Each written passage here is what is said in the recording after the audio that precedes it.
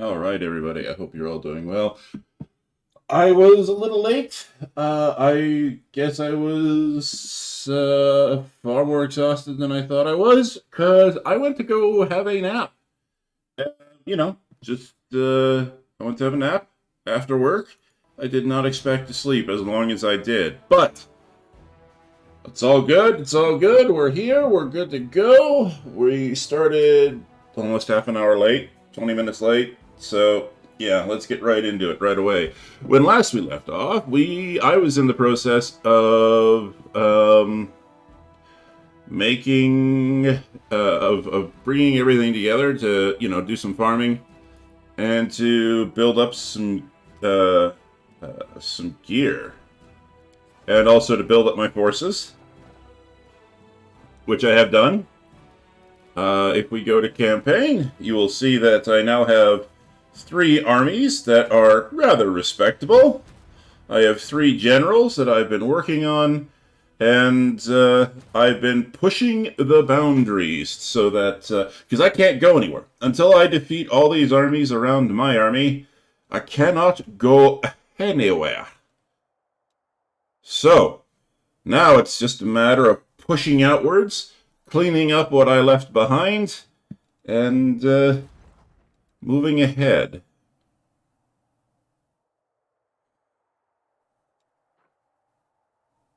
Okay, I believe that's a giant. So those are fallen knights. Omoxes. I hate Omoxes. And ash giants. Okay. I I might be able to with my archers. It's gonna be a toss up. Eh, okay. What about this army up here?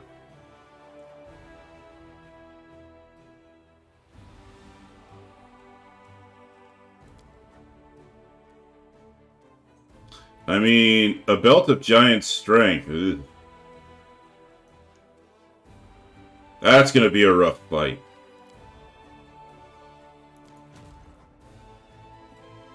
We'll take the easy one first as a warm up.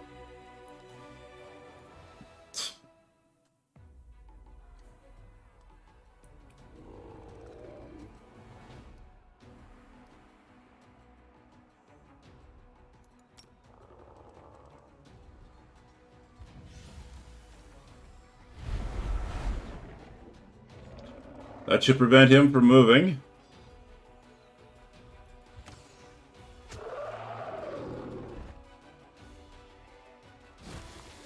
Or not.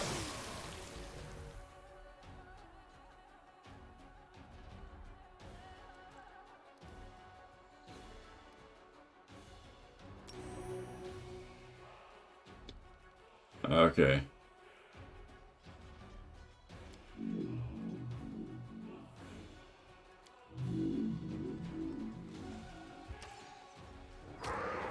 And he's dead. Hopefully that healed enough. I think it did. Otherwise, I'm in trouble because well, I lost.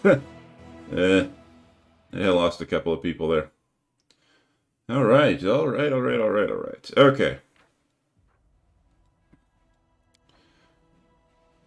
Okay. All right, we get a level up.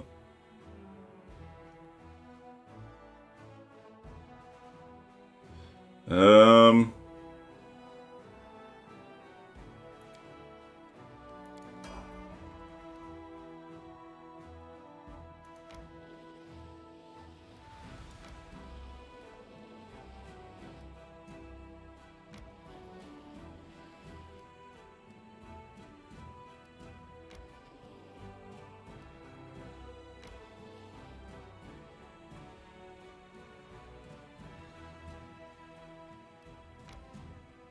Okay. Nope. Where's this guy? Can I reinforce you anymore? I can try. Let's just pump some more pikemen into you. Or not pikemen, archers. Brain, no work.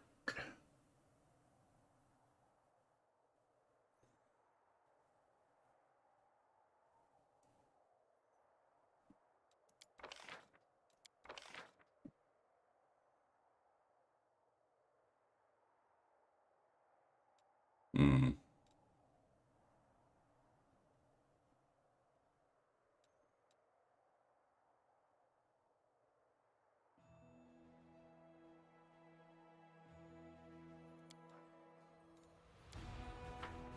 Okay.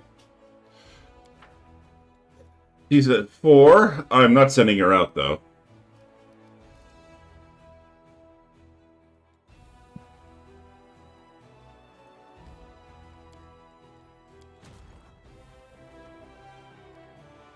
Okay, we're gonna give this one a shot.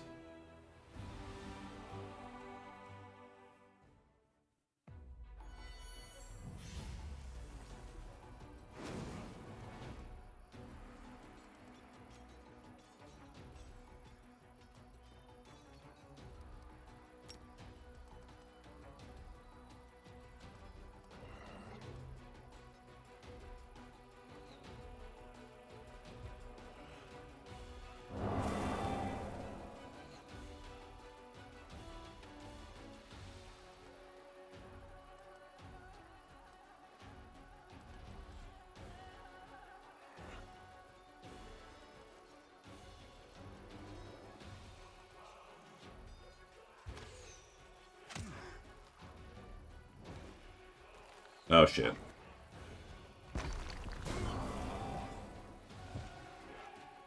Hey, nice. All right, hold position. Hold position, boys.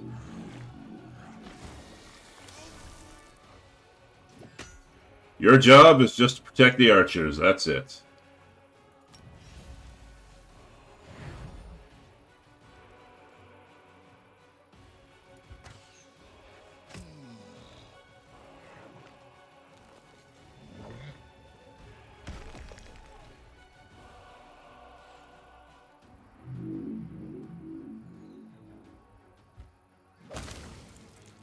Wow.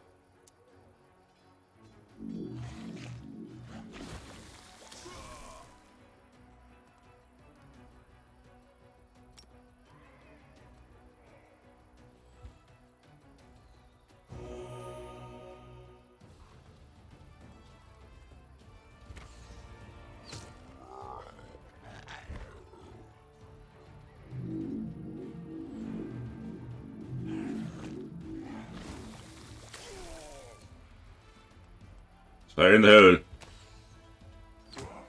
Ow.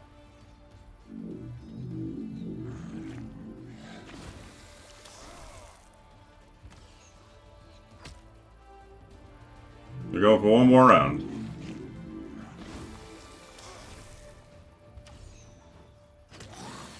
In the face. All right.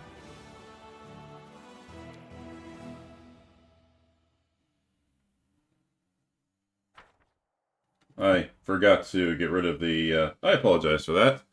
I was in such a rush, I forgot to check the, I was in such a rush that I forgot to check to make sure everything was set up properly. I apologize. Hopefully that didn't, cause too much problems. But I blame my audience, too. My lack of an audience.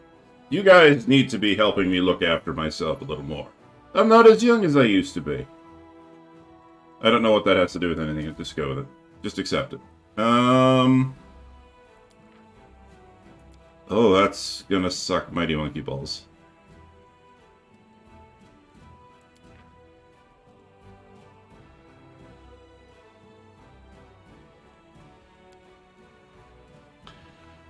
I don't know how... I'm gonna save scum this one. I admit it.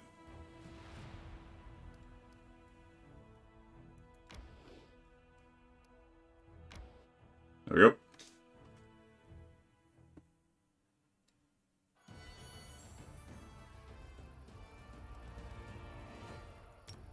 These guys are immune to fire, so...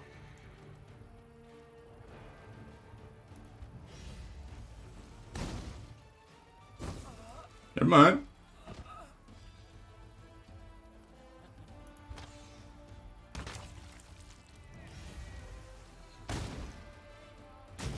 Yeah, I knew it was going after my archers.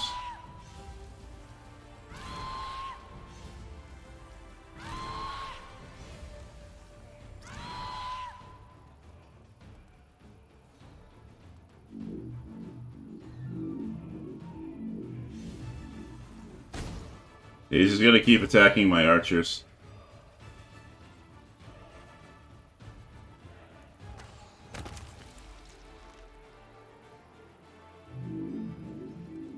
Lay on hands, others. Yes, heal my archers, please.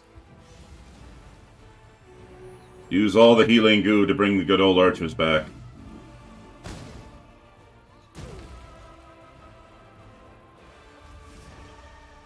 Oh, buggery, I have to give up a turn.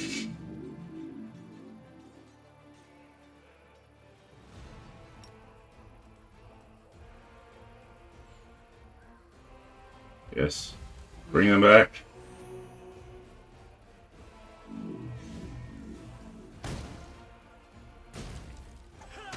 Stay alive. Stay alive. Stay alive.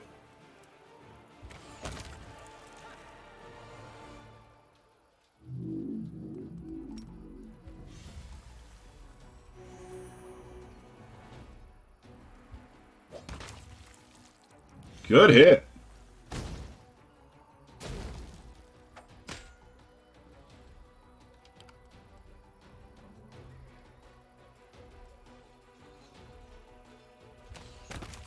Let's take a risk. Hopefully I can bring back most of my, my boys. Oh, just barely. I only got back. Okay, the foot soldier I don't mind losing a little bit of. Those guys are cheap. But those short bowmen, I think, are a pain in the arse.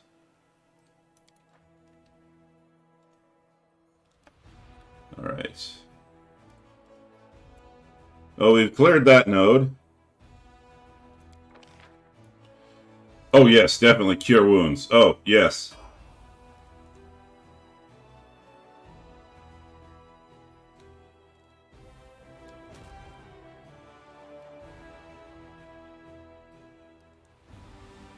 I still got movement left, so I think I'm actually going to keep clearing out.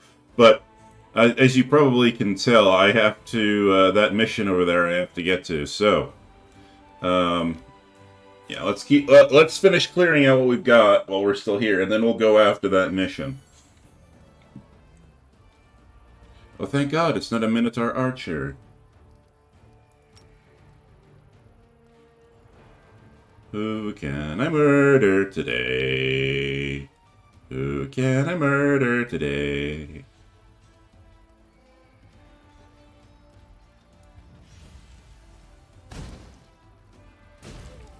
Not bad.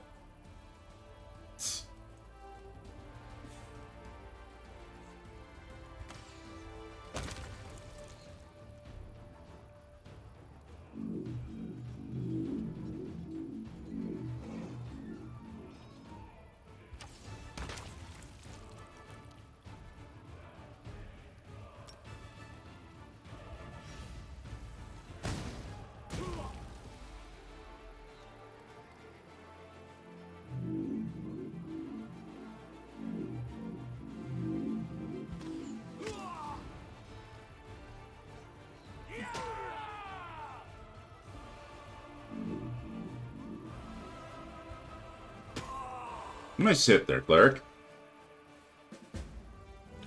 Okay. Alright.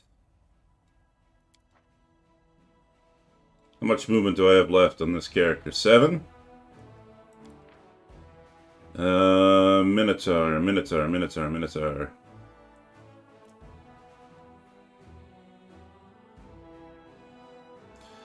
I mean, I was able to down those bad boys in one shot, so... Ooh, that's...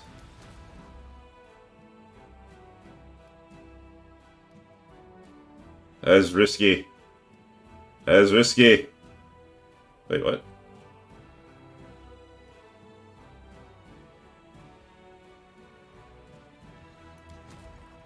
Oh! Oh, I've got an encroaching army coming in. Oh, okay, that... Oh, yeah. Okay, I've got a encroaching army coming in. I don't know what the paths are like in that area. I think Army 1 will probably be able to intercept them. I don't know, though. But... Okay. I'm gonna risk it.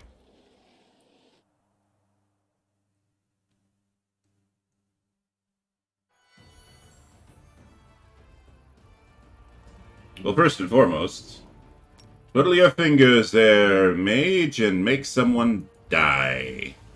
Preferably the closest one, so the other guys have to travel farther. Damn it! Well, fine. Kill it! Kill it with arrows. No! Oh! Oh! I could have killed someone else! Oh, that's a problem. Oh, never mind.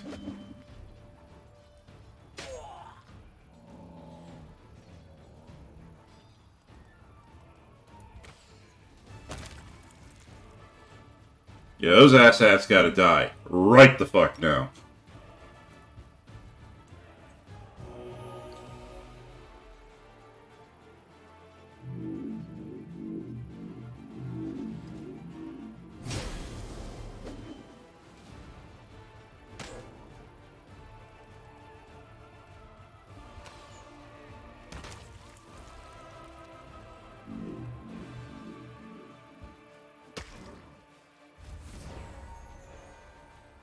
Wait.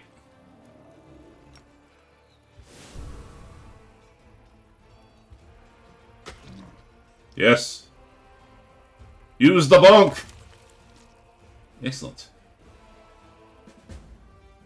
I've increased my number of hospitals in the field.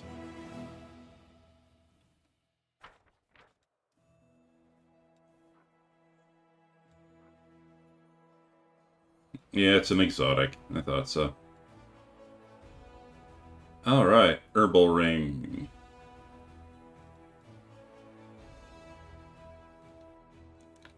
Alright.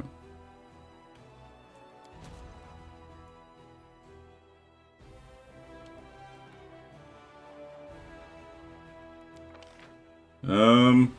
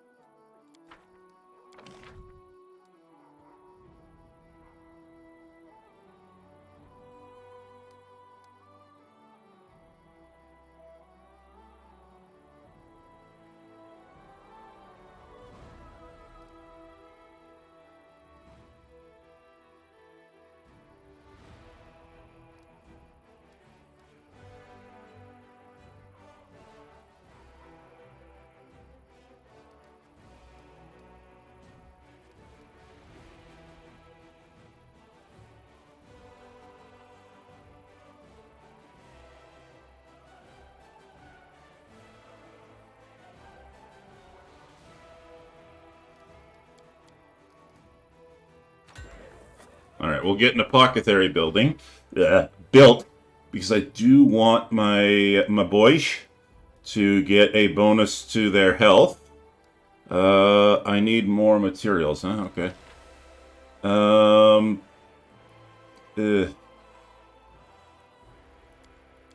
work so hard. Okay,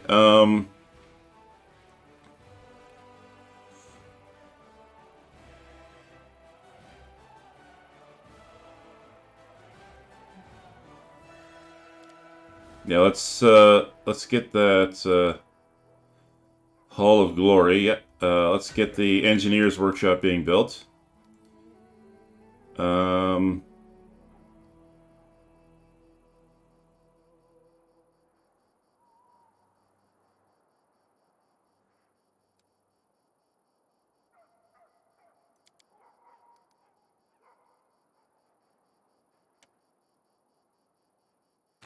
Build a citadel.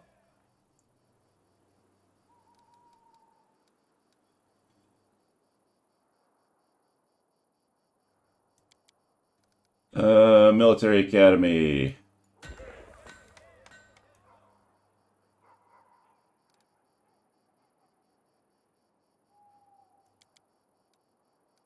Let's build a sanctuary.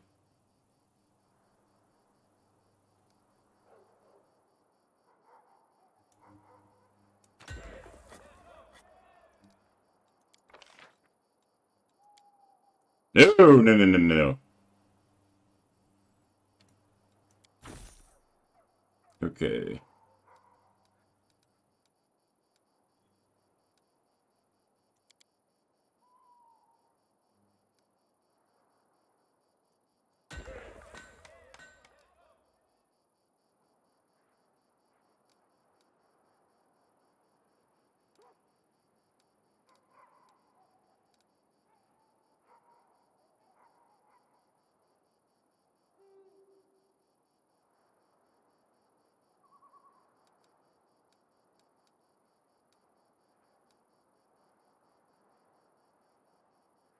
All right, so I'm currently building the main stables.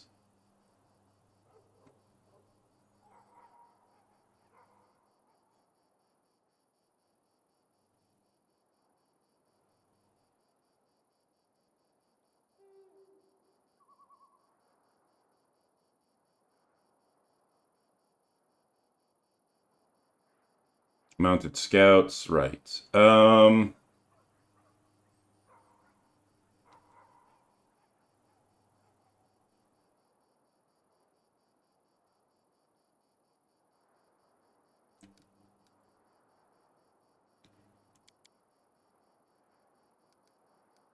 If I build another arsenal, that'll increase the AC of...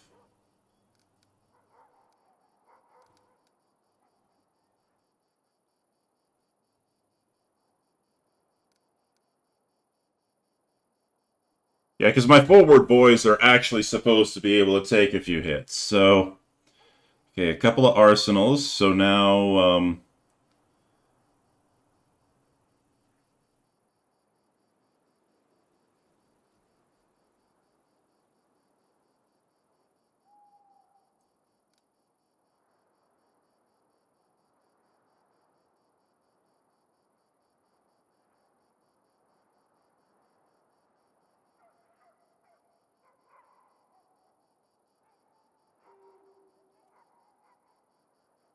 where's my archery range?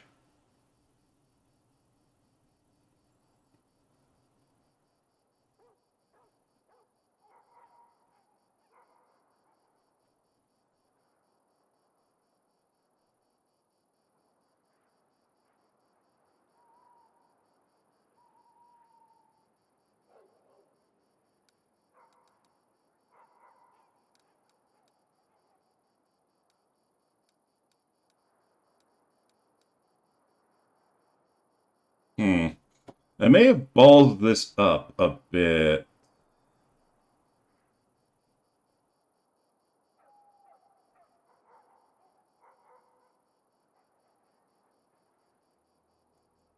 If I take the smithy, build it there.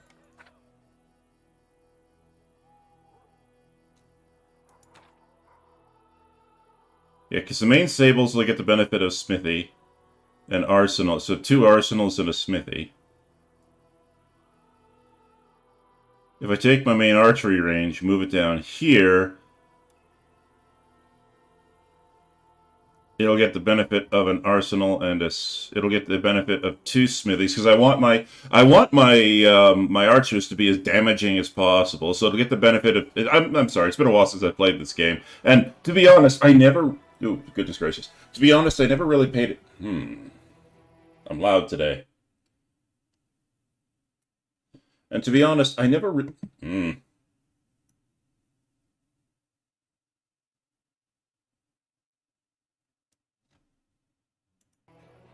to be honest, I never really paid much attention to. I never really paid much attention to how I set Dresden up, but now you know, I want to look good, so I'm still very loud today. I must be projecting my voice more than normal. All right. Yeah, now I'm not spiking into the red as much. Now I'm calm. I'm quite cool. I'm collected. So if I take my main archery range, sell that.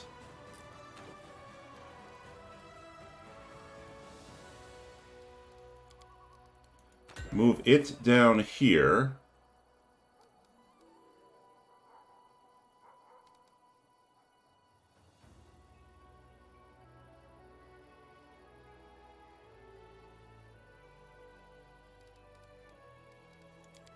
Build another smithy here.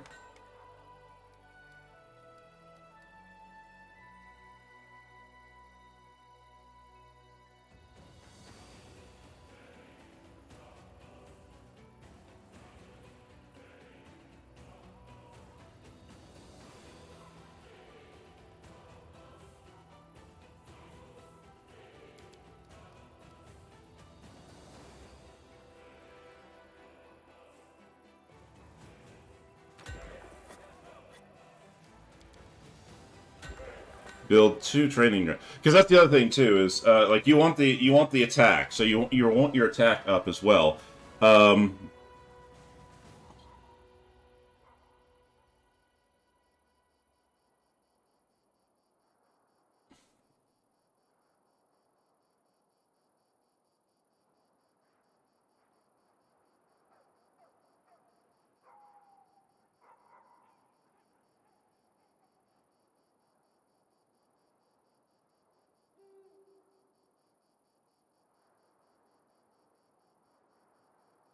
I balls that up.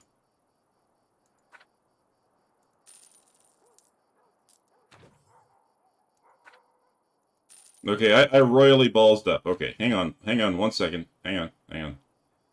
All right.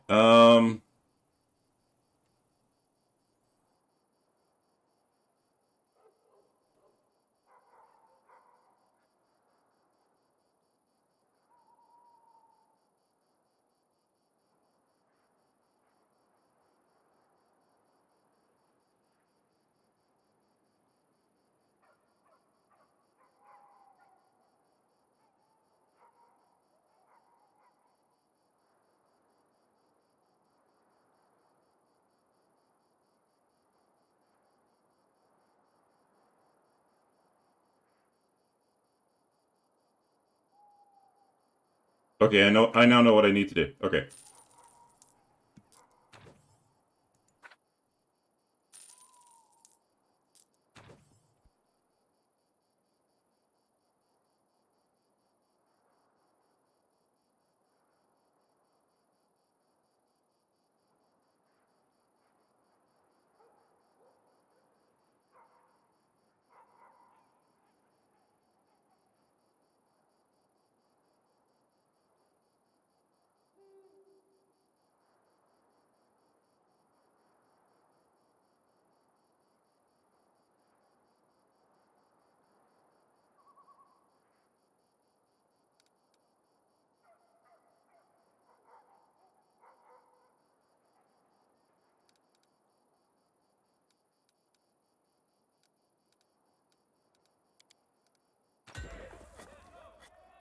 Take you, plop you down here.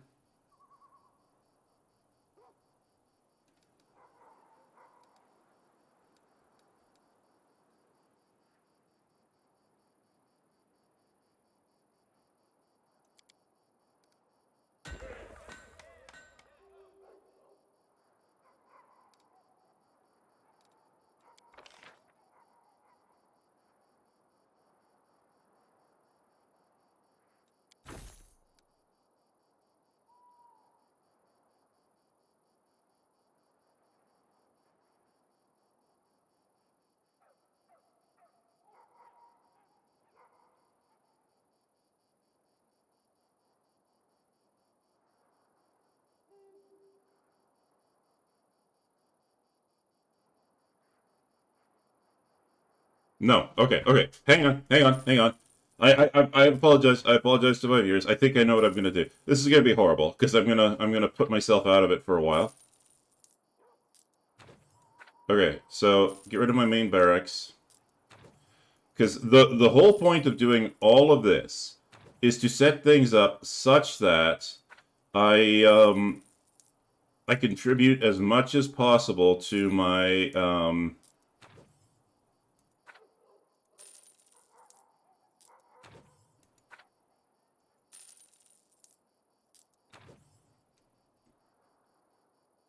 Okay, so first things first, I want to build around my main archers. And I want...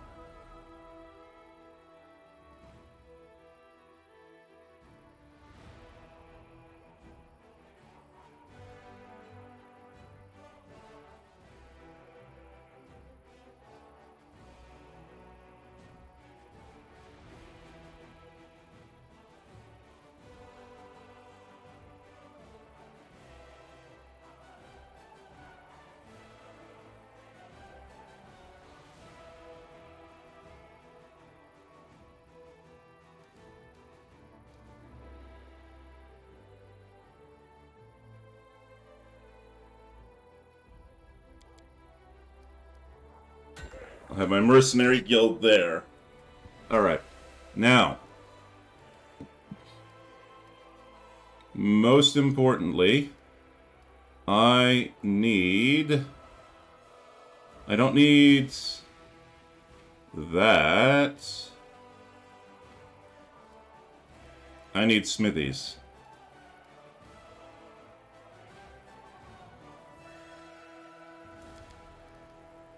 Alright, I want a smithy here.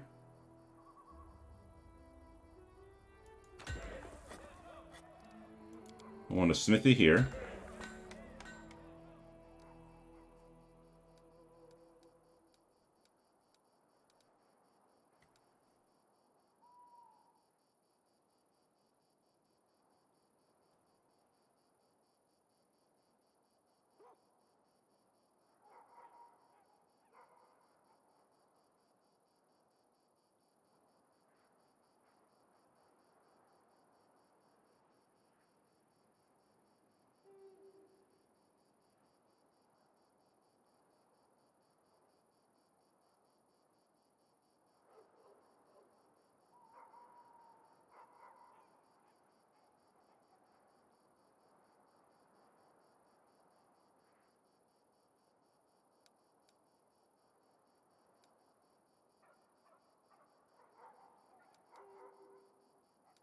My brain just jammed. 1 second. I swear. I swear.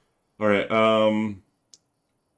Footman, champion, and shield bearers. Okay.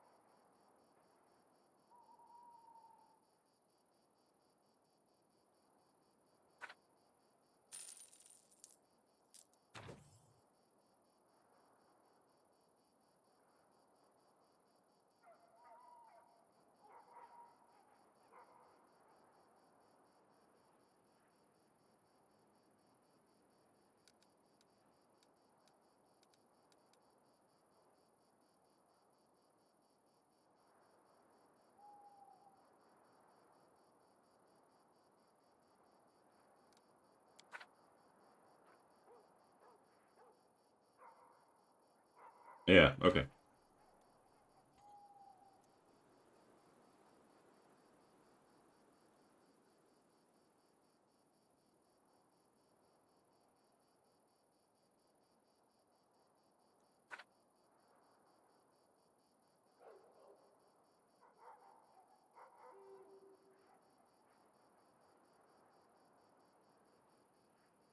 The only question is, do I want more damage from my archers?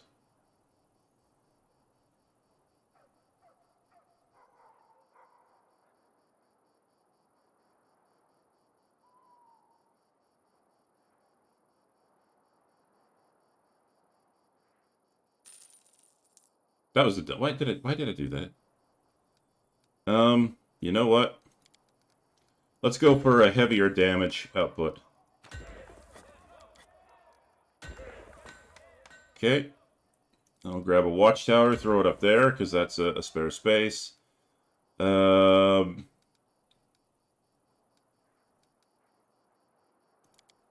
we'll take a hospital, throw it up here.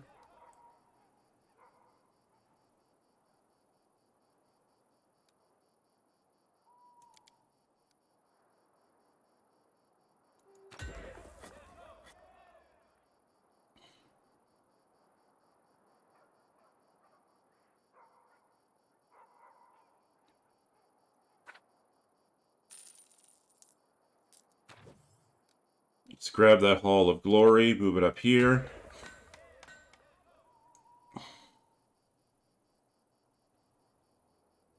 That's the Mercenary Guild.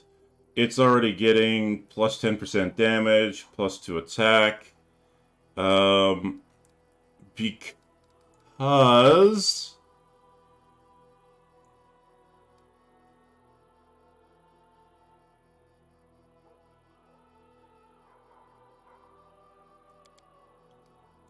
I'll bump their health up by 10%. And I will get them an arsenal as well. And bump their AC up by 1. So this way they have a plus 1 to attack. So the mercenaries, because I don't have control of what mercenaries I get, at least this way the mercenaries get a general boost in everything. They're going to get a boost in their AC. They're going to get a boost in their health. So they're all around going to be a little bit more powerful. My archers, on the other hand, who are my main DPS right now,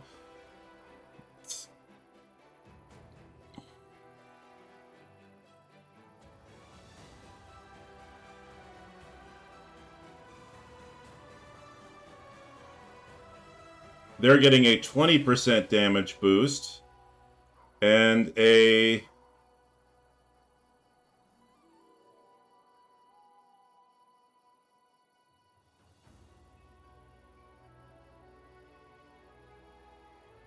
Oh, wait. Training grounds, training grounds, training grounds. Okay, they're getting a 30% damage boost, just a flat 30% increase. And a plus 1 to their attack. Okay.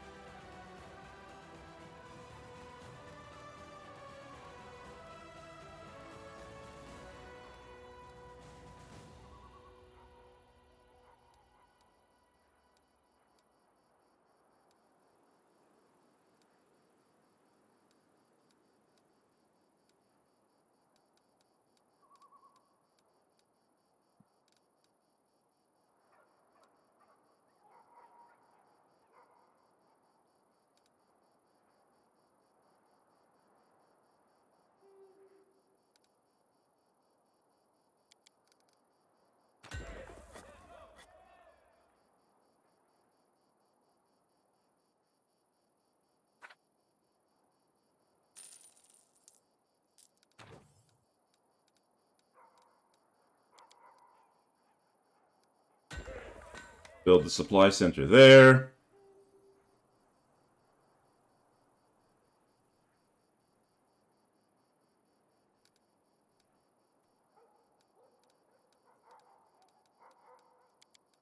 Let's build another hospital right there, because I can always use more recovery.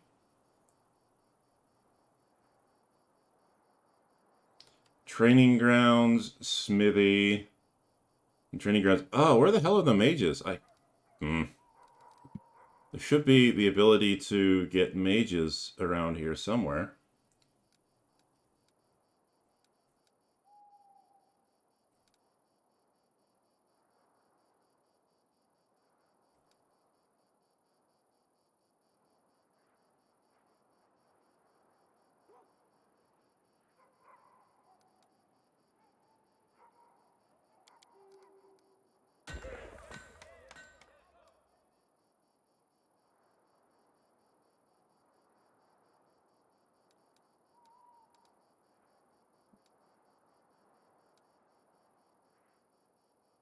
We got that. We got the Hollow Strategy. We got the Pathfinder Society Lodge.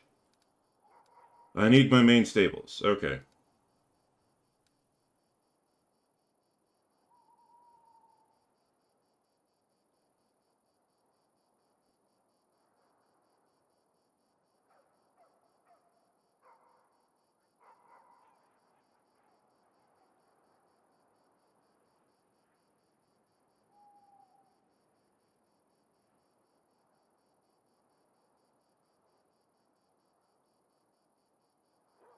I mainly use my mounted units.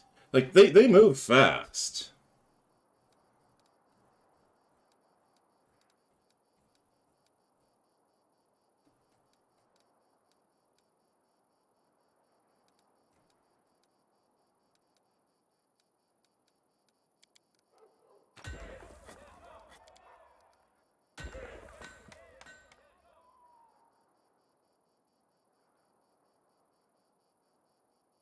As soon as I have the ability to get mages, I'm going to plop them down right here, giving them a...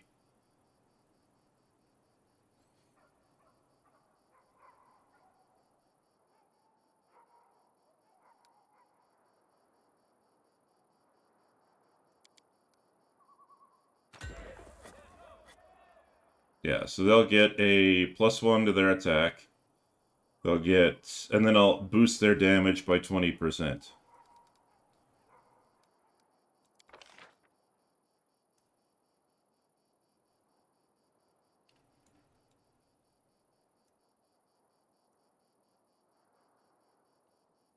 Chewing through so much.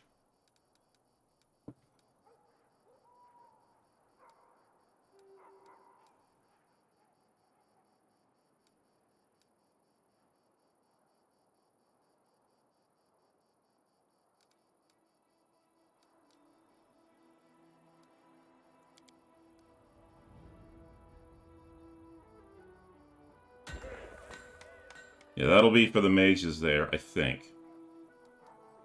I may have to reorganize later.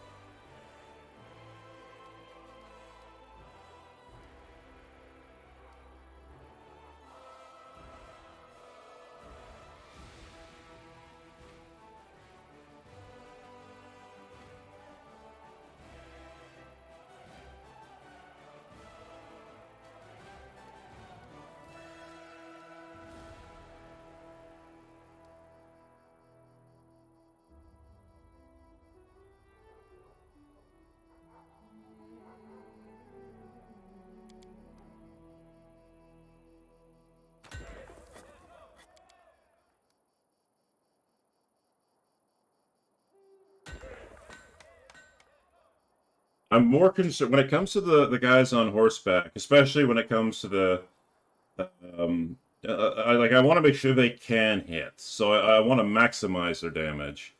As for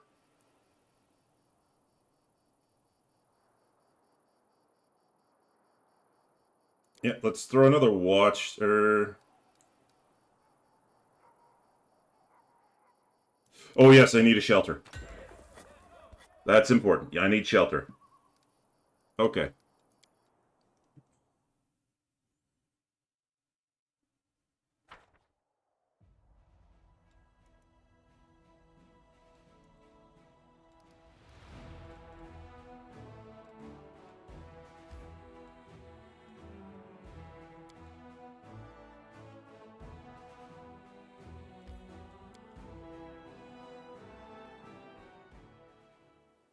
Okay, what do we got for buildings?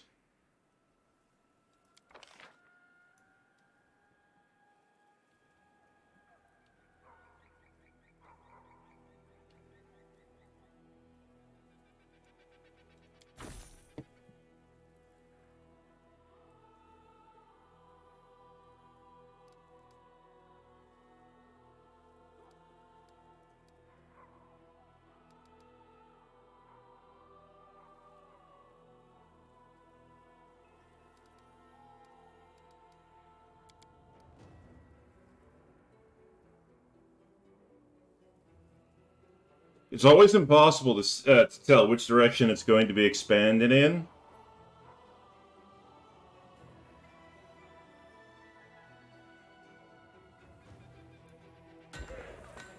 So I'm going to build the archery range there. I need more supplies, so I'm going to build a supply center there. This is back in the peaceful area, so I don't have to worry too much about that. But what I do need...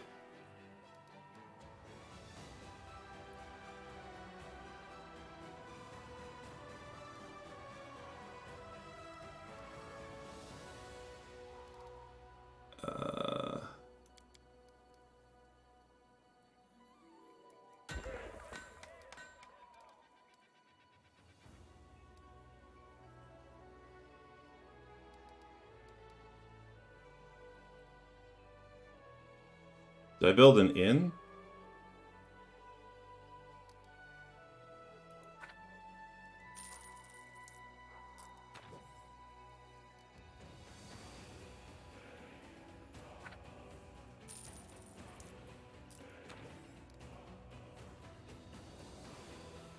I have the option for an inn, which increases the amount of money I get, right? Yeah.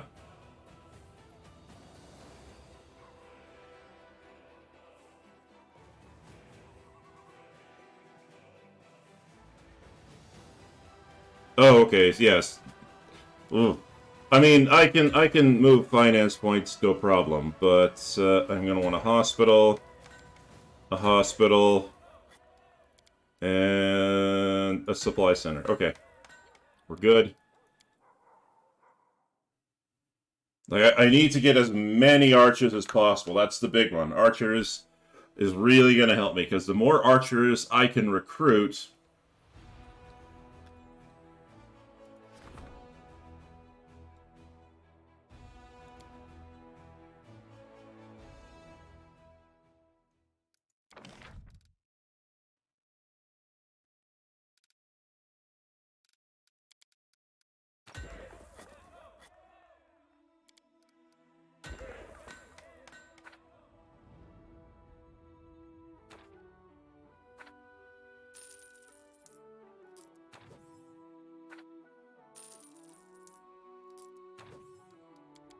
All right, let's get an inn.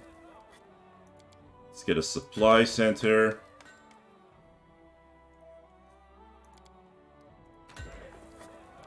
And 2 more hospitals.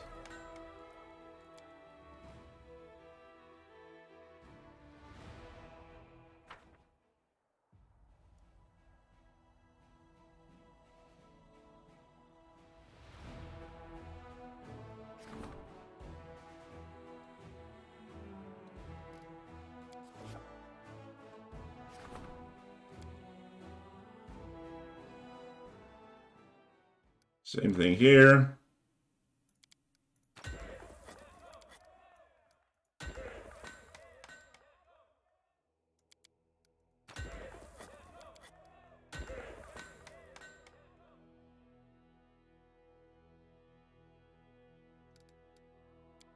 Okay, that should set me up financially at least for a little... Oh.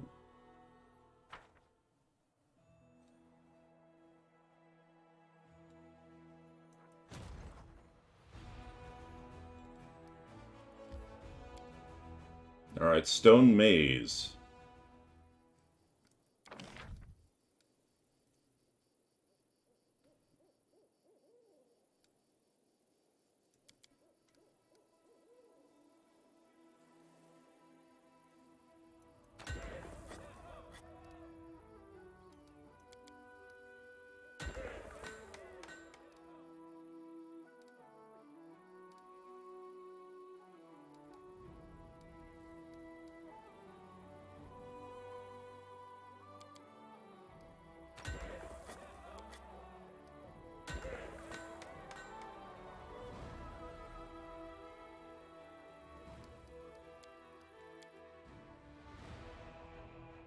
Get that Citadel down.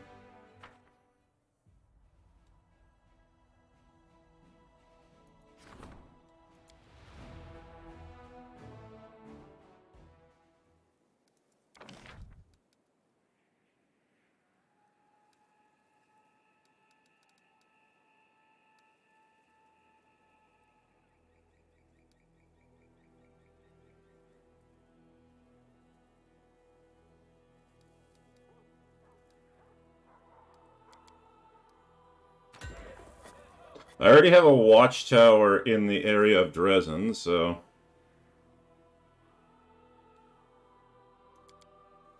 Let's throw that down.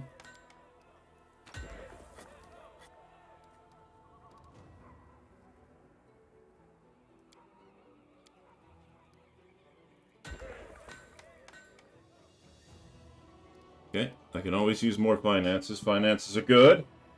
Finances are good. Finances are good. So I have an increased 400, which is always a good thing. And I'm already building things there. Okay.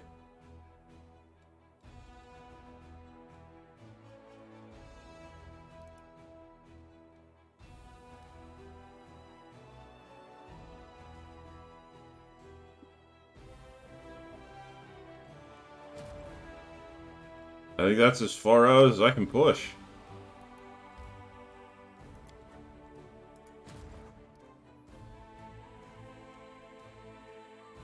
Well, let's see if I can make it. Nope, I can't.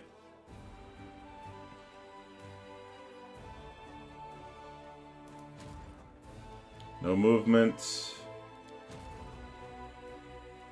Nope. I can't go anywhere right now. Alright. Since that's taken care of, finally we can leave.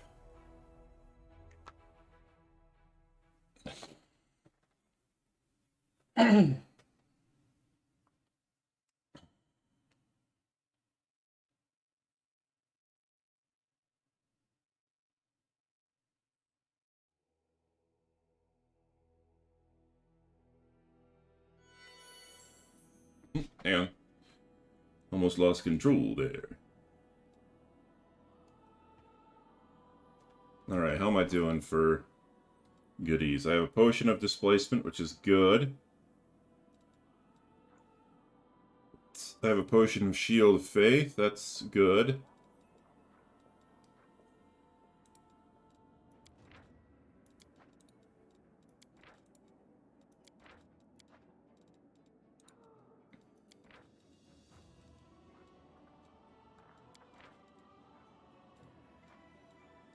Alright.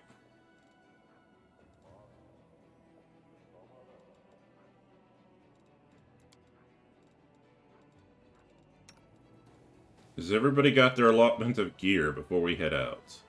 Cecile, you do not. Congratulations. You are to do better now. I'm gonna have to get you something, a glaive. Okay.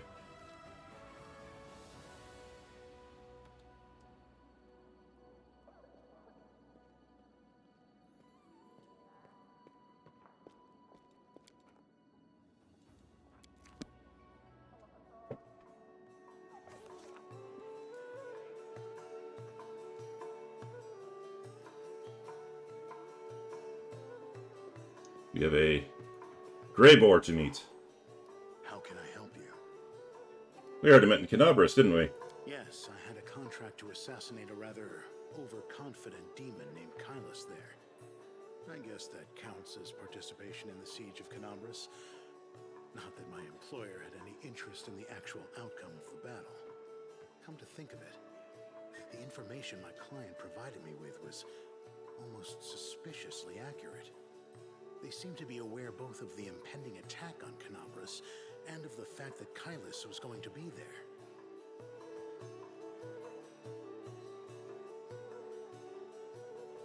Sorry, 1 second. Oh, okay. Yeah, number 2. You tried to kill that huge demon at the Battle of Dresden, but you failed. What happened? Yes, that was a failure. It was supposed to be a clean job.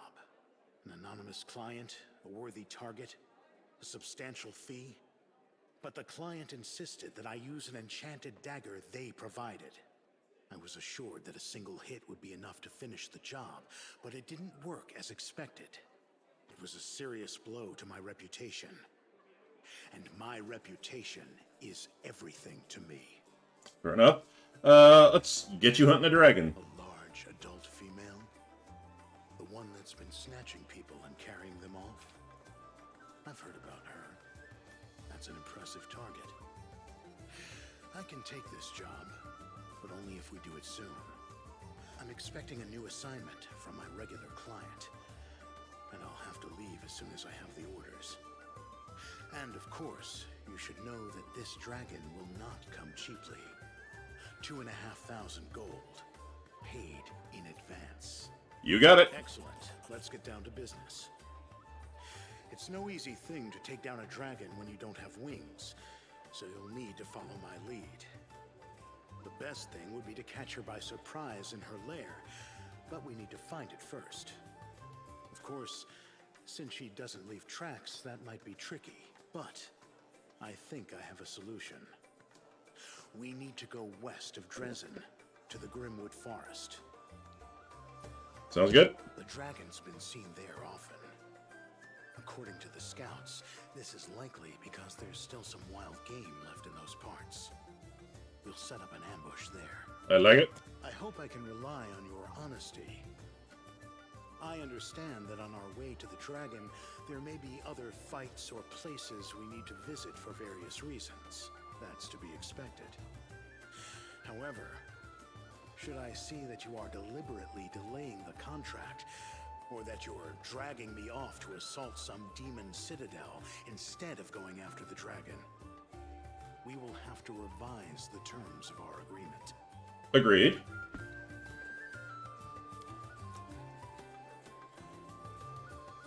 Alright, Grey Boar. I've never actually had a problem with that, and I've dragged him all over Hell's Half Acres. I think it just basically means that if you don't, like, if you finish this chapter before killing the dragon, he leaves your party. Because after this, you actually have to go into the Abyss.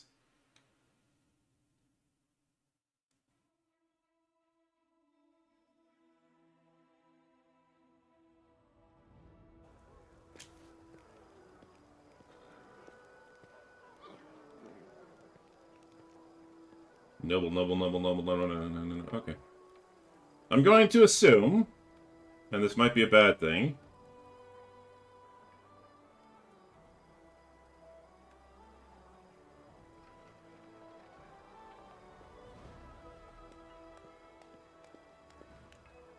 cool.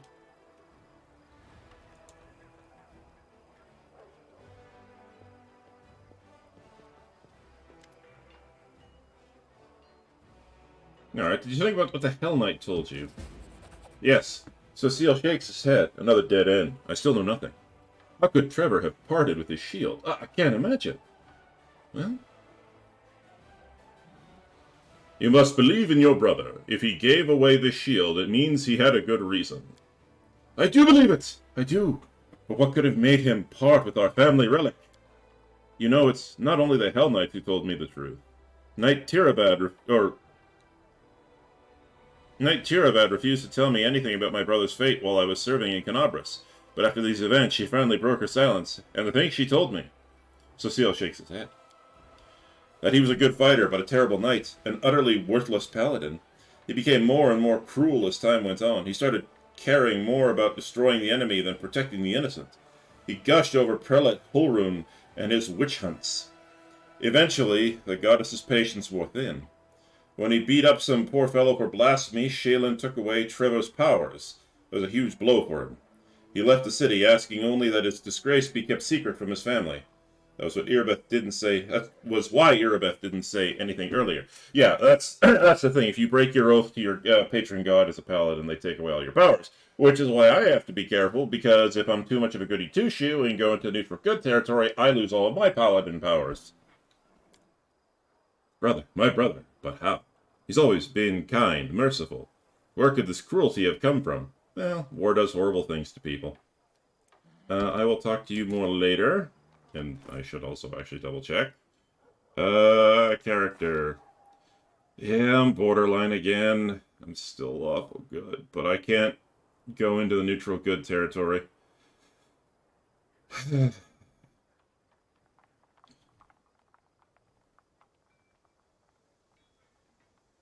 Well, guess I have to be a little bit more of a lawful asshole.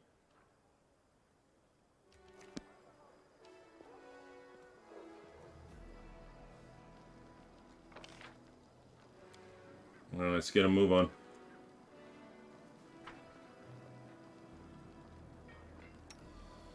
Make my own legend.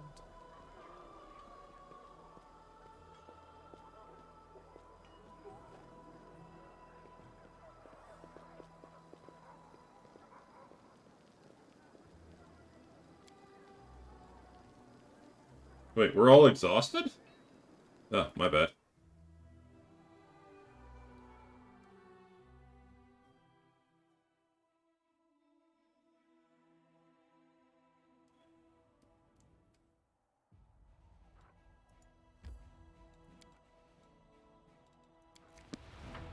So the one interesting thing that I just realized about Wendoag, because I didn't look at her that much, I didn't really pay attention, but now that she's one of my regular companions, those aren't spider legs growing out of her back. They look like bony or cartilaginous or not cartilaginous, chitinous protrusions. I don't think they actually have any function. She just literally has immobile spider legs that point out of her back and do nothing other than cause her problems. Because I don't see any joints in those things.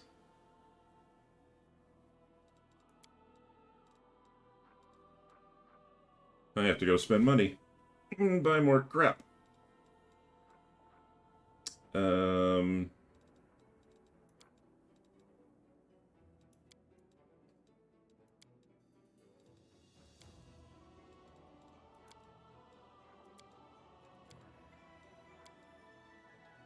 Fish on a stick.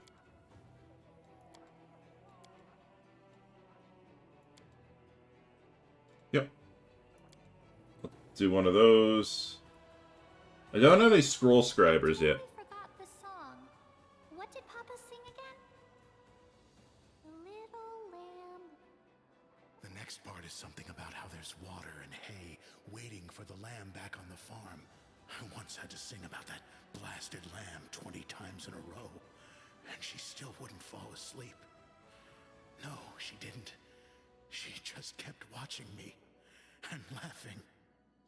The one thing about Greyboar, and I don't mind spoiling this because I'm not actively going to pursue that story, because I've never actually been able to figure out how to open that option up. But the one thing about Greyboar is that he has a wife and a child, and he left them to pursue his career as an assassin. I only know this because I've seen the other endings for for the characters, but yeah, apparently somehow, I don't know how, But apparently, somehow, you can convince him to go back to his family. Oh, actually, hang on.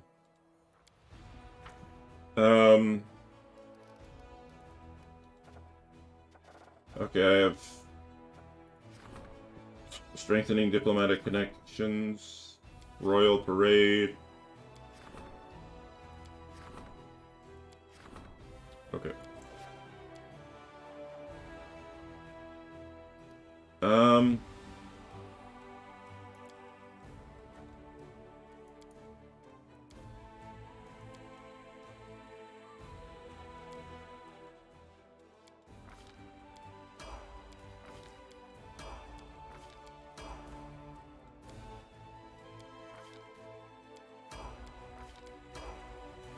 Darren's actually a hell of a healer, I remember that.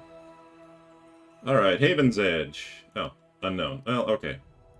I can at least go to here.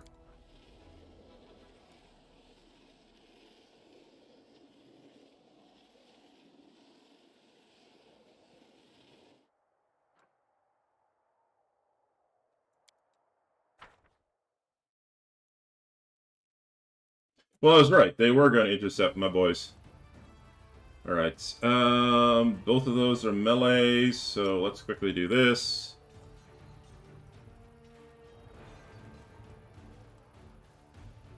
Hmm.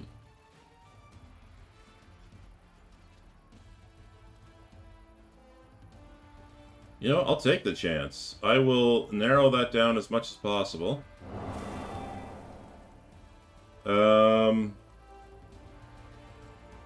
Commence with murderizing.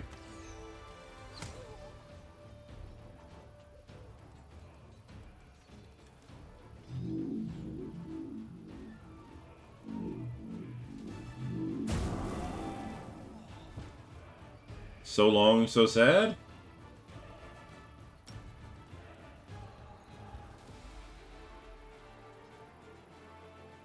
He saved his, he made a saving throw.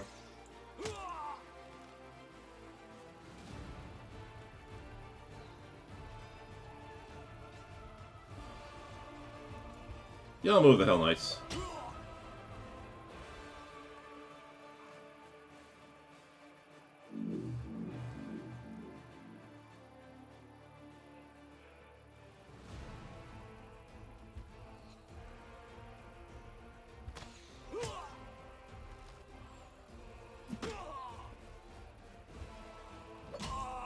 There we go. Not bad.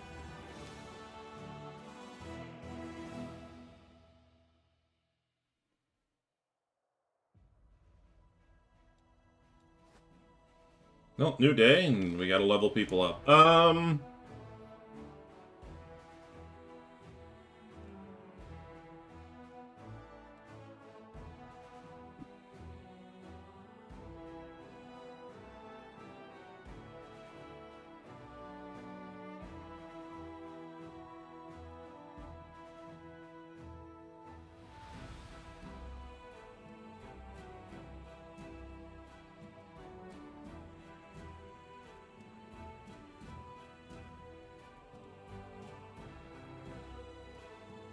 I mean, if I can get to Master Maneuver level 4, I can actually have...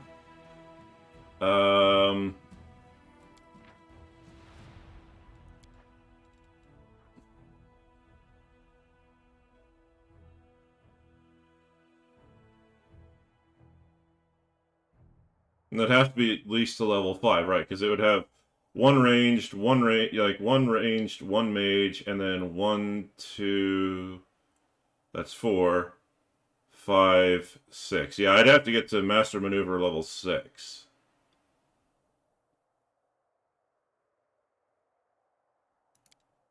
Let's try it. Why not?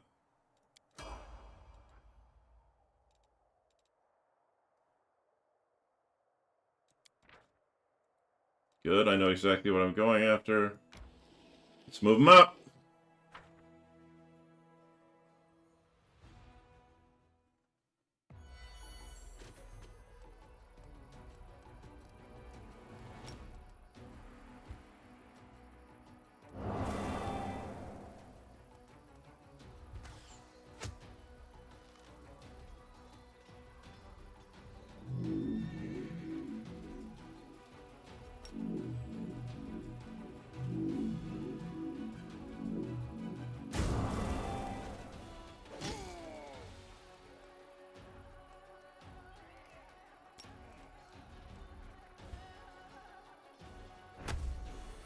They're both blinded.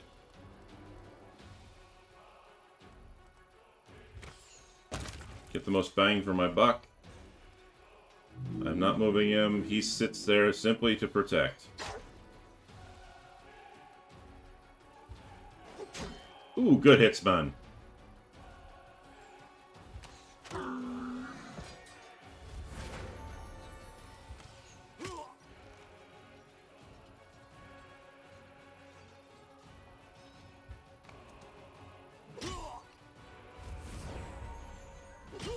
I believe in the power of bonk.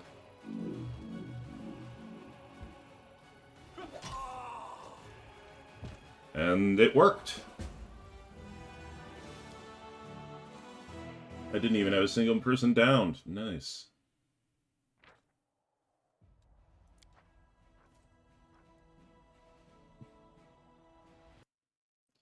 One second.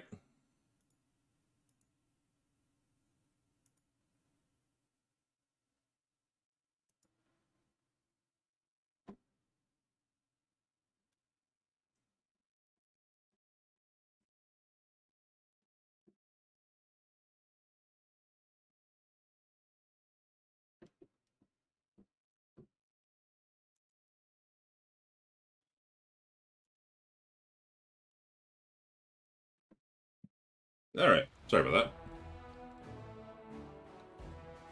Yes, ladies and gentlemen, this is Chapter 3. Gonna be spending a lot of... Well, you don't have to spend a lot of time. Okay, so let's open up the path here. There we go.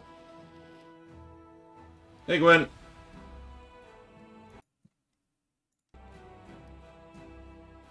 Alright.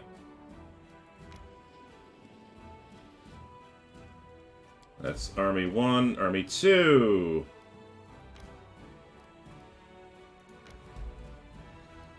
Ooh, I found something. A hollow tree. Okay.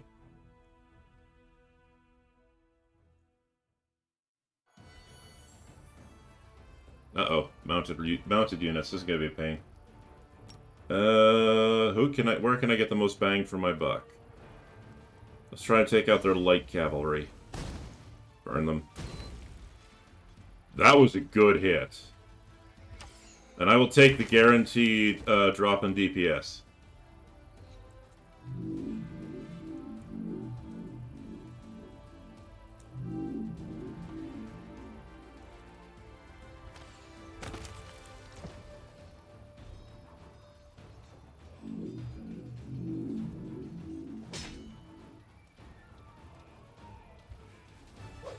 Oh, bugger, he moved out of position. That's bad, that's bad.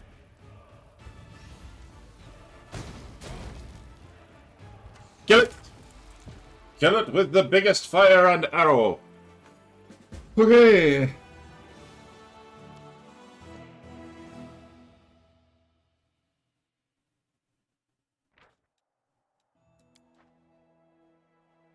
Excellent, another relic.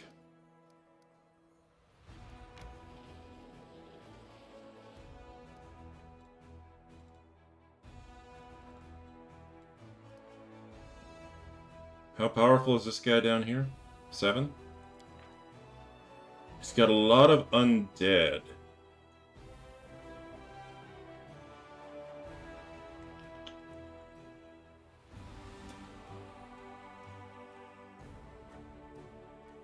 I have faith in my front line.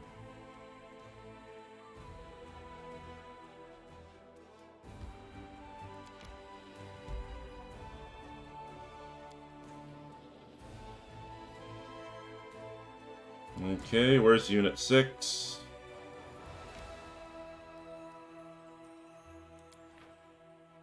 Oh yeah, that hurts way too much. I think I can deal with that.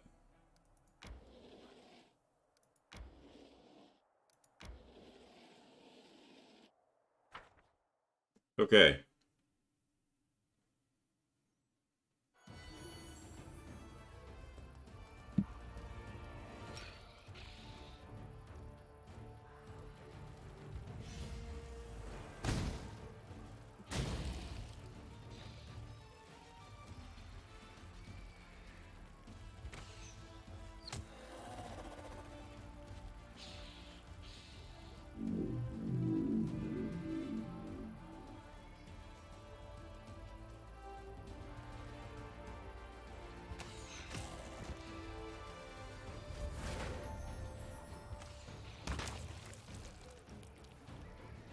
then all that's left is zombies. Yeah, and zombies just take a crap load of damage.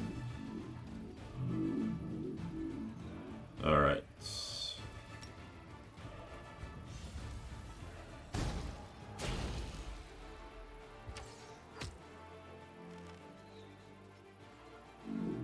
Nope, let them get close. Yep. There you go, okay. Excellent.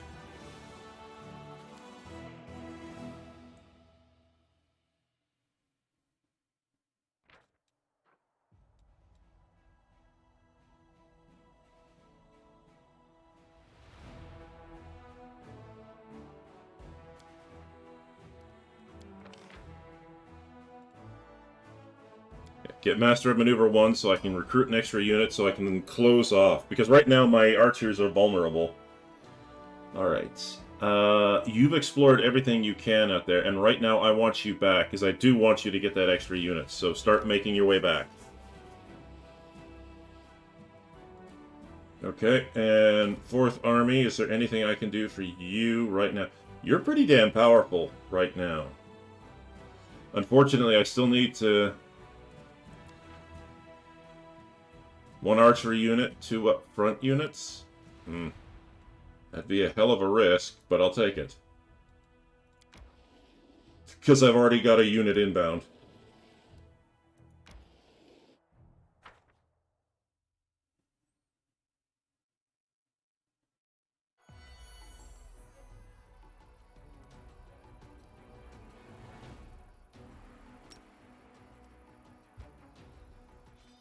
I love her red hair.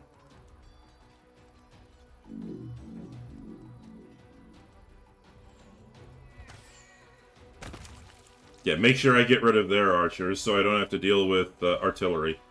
Or not artillery, just basically, yeah, sniping. Ow, this is going to suck.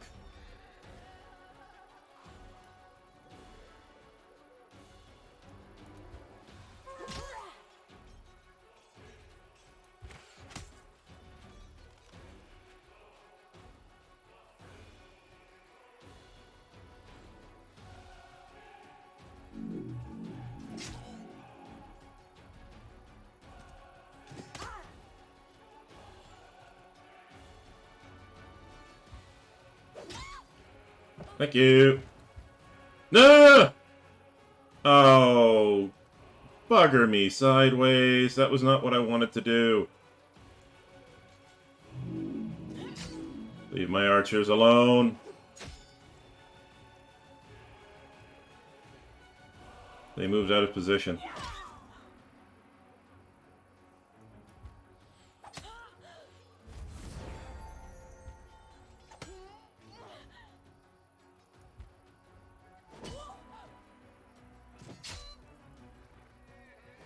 Yeah, this unit is going to get absolutely decimated.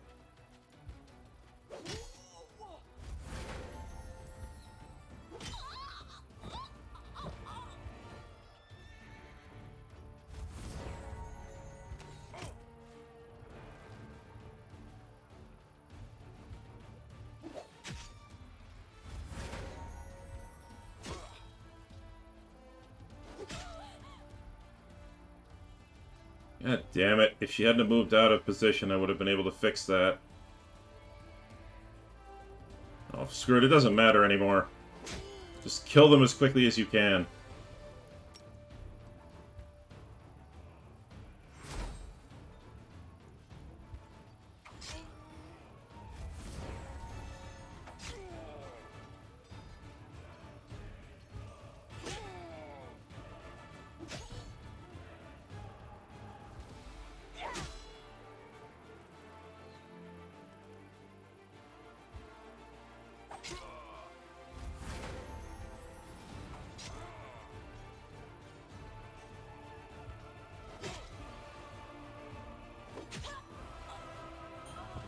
I lost all my archers.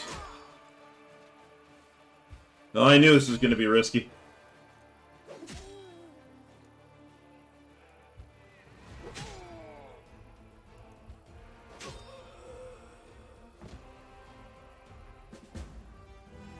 No, I got some of them back, but I lost almost all my archers, which is never good.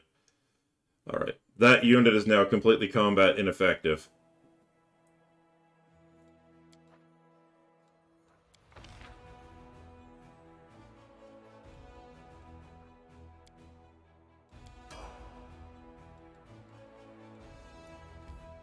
Travel further, hell no. You are completely combat ineffective. Can I reinforce you at all? No, no I can't.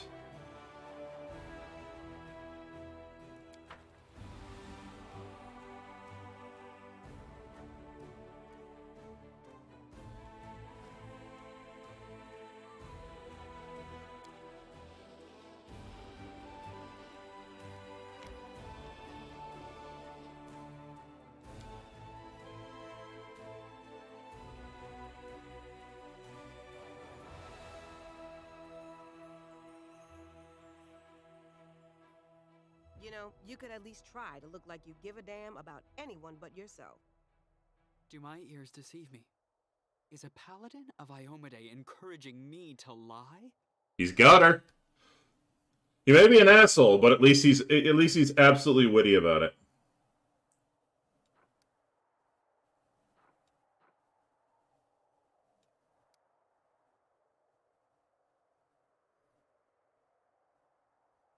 Okay, no. Everybody else is still,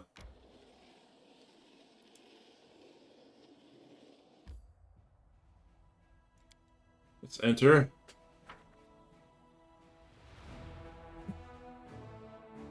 Heal or resurrect your companions for a fee. Alright. My halo. My not so numerous, but nonetheless dearest guests. About a year ago at my last birthday party, I assured you all that I nurtured a deep-seated hatred for boring people who give protracted speeches in the misplaced belief that their inner thoughts are of any interest to anyone but themselves. Now I am a whole year older and also a full-fledged crusader, an honorable position that requires me to be as dull, pedantic, and vexing as I possibly can. Oh dear. Therefore, a speech it is. The revered cleric Nestrin, my guardian and tutor, often told me that those who live a sinful life may expect to join the abyssal hordes after they die. This is why their path is the most despicable of all. A part of their soul may return to Mendev in the abominable form of a demonic invader. Every time we see a demon, we might as well think about it. What if this wretched creature used to be your great-great-grandfather? What if certain parts of this pointy-tailed beauty used to belong to your pious cousin? They say that the demons represent the sins of the souls they are made of. Succubi emerge out of lustful souls. Vandals turn into Abracandilu. Gluttons become Nabasu. I, for one, am determined to many different sins I forgot about that. so that the distributive mechanism of the abyss breaks when it tries to decide what to do with my soul.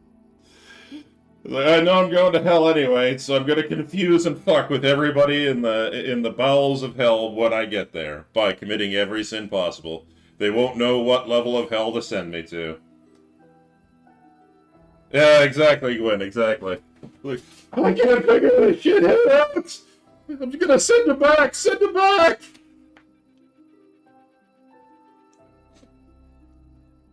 You, my dearest guests, will be my assistants in this complicated task. Eat, drink, and indulge yourselves in whatever vices you can. Let nobody leave this house as righteous as they entered it. Live every day like it's your last. After all, nobody knows when Return that to sender, will yeah. arrive, do they? Okay. Did I bring everybody with me, or did... Apparently I did. Oh, hey, asshole. How interesting. Inquisitor Litter, I don't know how to pronounce that, whispers in your ear from behind. Okay, did you find anything interesting? Nothing really. I just took note of a few things. I attempted to find out whether anything unusual or mysterious had happened to the Count over the last 10 years. During my conversation with his acquaintances, two people noted that he never speaks of the revered Nestrin, the priest of Iomade who was his guardian and tutor, yet he just mentioned Nestrin in his speech, whatever that might mean. You told me that you tried to find out if anything had happened to Darien over the last 10 years. Some of his servants complained about strange occurrences in the house, like objects moving by themselves or candles going out. Of course, that could simply be figments of their imagination. It is also well known that the Count often invites various spellcasters to entertain him and encourages them to use their magic in mischievous ways. Practically the whole Mendev knows the story about the three drunk wizards and their teleportation races across the roofs of Canabras after a party at the Count's house. What I'm trying to say here is that any fluctuation in residual magic in his house are not all that surprising. There was a matter of abduction, however. A gang of bandits kidnapped the Count, hoping for a ransom, but the only reward they got was death. Afterwards, the Count told everyone that he had hired the bandits himself as a joke. The other mercenary squad that freed him and executed the bandits was also in his employ. Nobody really wanted to delve too deep into this case after confirming the identity of those wretched cutthroats. But there was one disturbing fact about it all, and I don't mean the Count's bizarre idea of fun. The mercenaries who supposedly freed him also had cut off the bandit's head after they had already killed them. Their heads cut off. You mean the bandits who attacked Darien? Yes, perhaps I wouldn't have even noticed the detail had I not visited Heaven's Edge right after the tragic incident. I remember that we also found several headless bodies, both of guests and demons. We thought they had been decapitated during the fight. My companions have been finding severed heads among their belongings recently. Strangely, things like this weren't a problem before Darren, oh god, I can't remember how to pronounce his name. Darien joined the party. What? That's an alarming coincidence. Now we have another reason to conduct an investigation. It is crucial that we find out what exactly happened at the tragic feast. All right, what do we need to do? Now that's the hardest part. I need to dive deep into the past of this place, which requires casting several different spells over some time. It would be very convenient for me if nobody interrupted the process, especially the Count himself. I don't think he remembers my face, but a suspicious stranger casting unknown spells might attract his attention. All in all, what I want you to do is distract the master of the house. Right now, he is playing host in the very place I'd like to start with. Well, okay, how do you want me to distract him? Because this can be naughty or nice.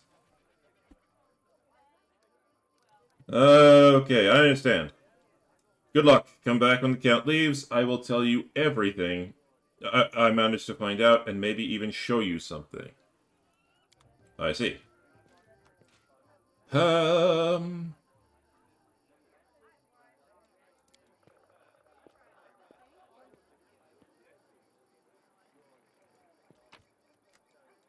Yeah, sure. I'll gladly take extra goodies. Loot. Loot.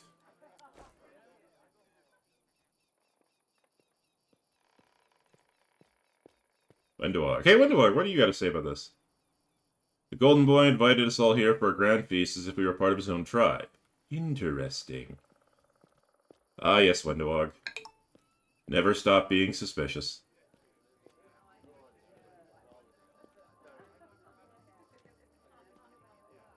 I can imagine how lovely this manor must have been before the war. I yearned to set up my easel in one of the pleasant little alcoves. Oh, well, okay. And paint to my heart's content. Okay, alright. I think I saw a Ruchelet up here.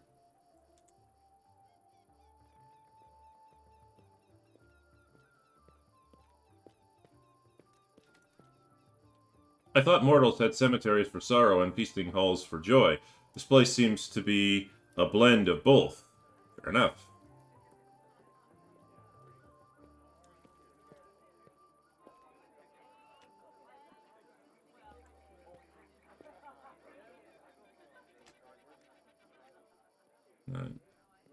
Let's just do a quick sweep of the area. Ah, regular. The estate could be remade into a formidable defensive outpost. It should be expropriated for the sake of the war efforts, and the owners compensated after victory is secured. Oh, regular. Never change. I can't do it. Ooh. Oh man, I wish I could have done that. But I don't have the worldly knowledge to figure out that there's a secret passage. Maybe. I don't actually know.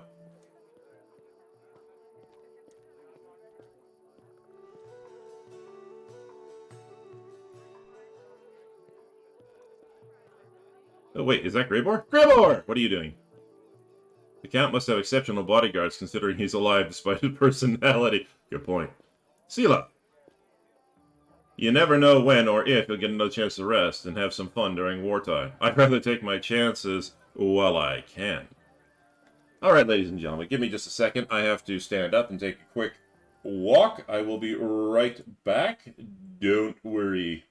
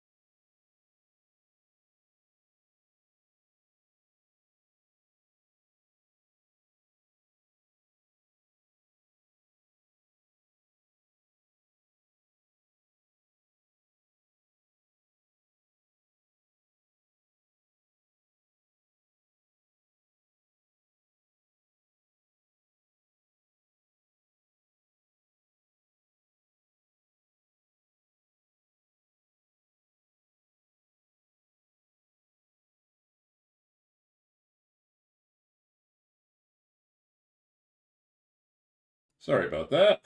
I'm back. I was suddenly very thirsty and needed to grab a drink. Alright. Oh,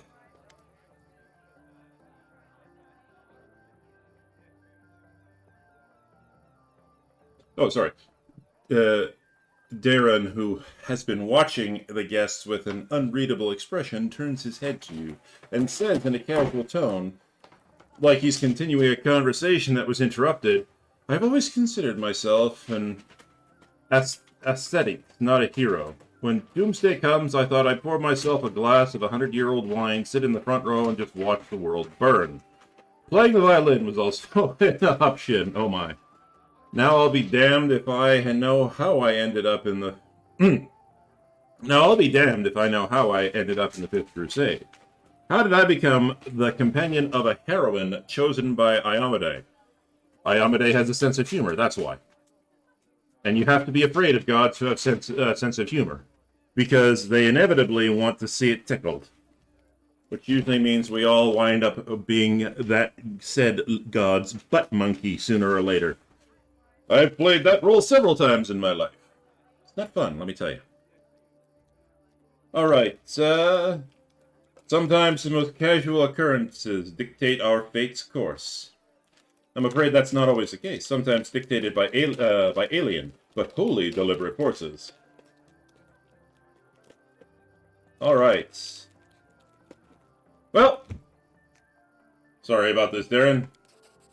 Did you also not mean to ruin the suit more that and did you also not mean to ruin a suit that costs more than a thoroughbred? Don't fret, I have a spare. Just you wait, I shall return looking even more stunning. Never change, Darren. Never change. Darian. Darian! His name is Darian. Pronounce it correctly.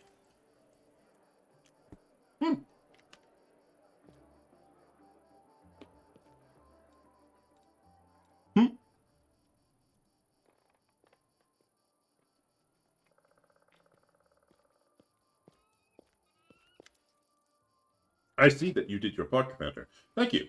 Now get ready to watch and listen closely. I will unravel the past of this place and try to show you whatever I find. To the DeLorean!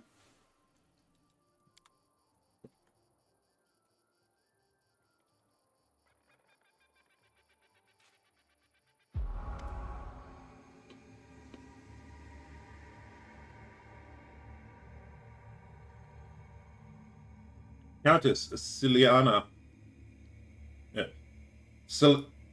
Selenia? Selena. Countess Selena Arende. The hum of voices, laughter, and music fills your mind. Then the visions come. Fragmented and hazy at first, before eventually coalescing to reveal a single face. It is a woman of stunning, heavenly beauty. She would be a,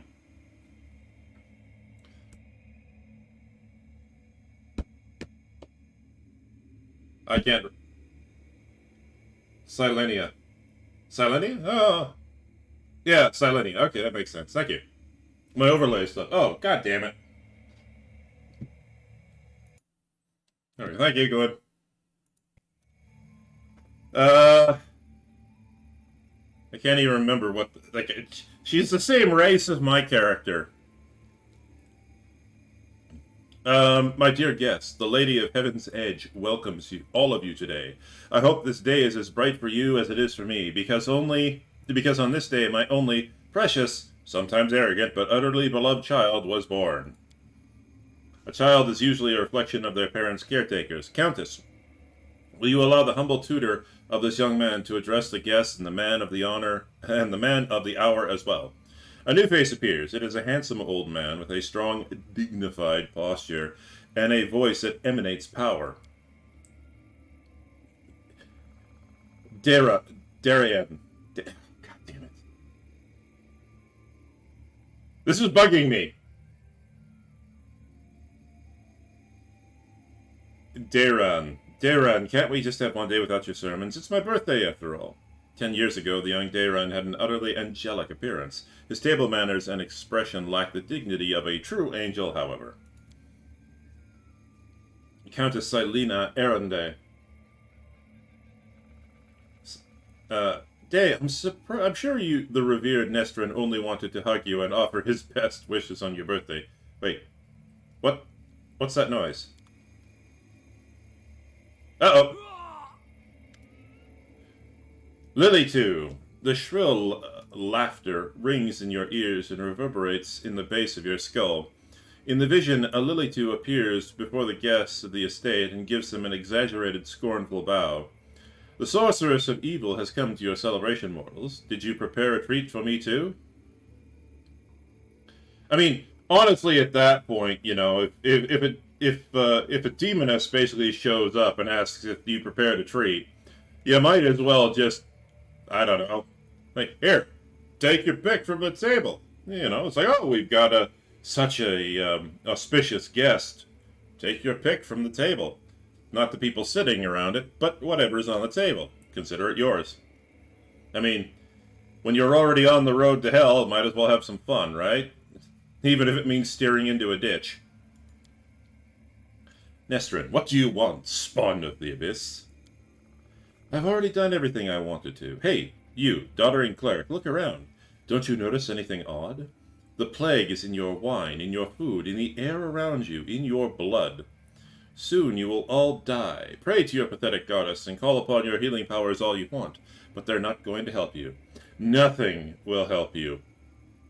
I will give you a chance to see it for yourselves, and when I return, the grave realization will have already sunk its teeth into your throats. Oh, how I love watching mortals in their final desperate hours. The demon finishes her speech with an air kiss to Darren, making him freeze in horror, and then disappears. Well, you know, rude. If you're gonna give everybody a disease, you might as well also give them a happy ending. That would make it an STD. Never mind.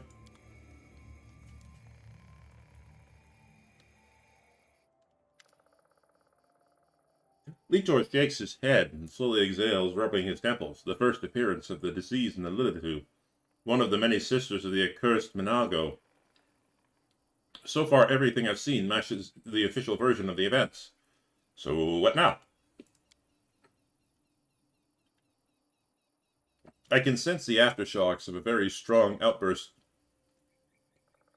of emotions and memories everywhere in the west wing of the house. Something must have happened in one of the rooms, so please check if anyone is in there and distract them if need be. Here we go again.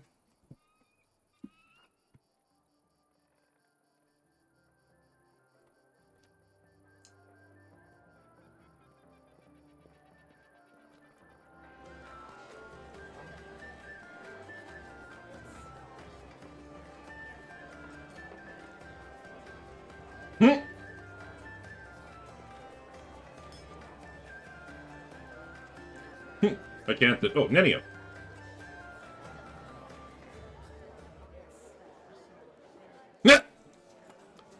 Compulsive food consumption may be a symptom of several serious neurological disorders. It may also be an indication of that the food in question boasts exceptional palatability. Never change, Nenio.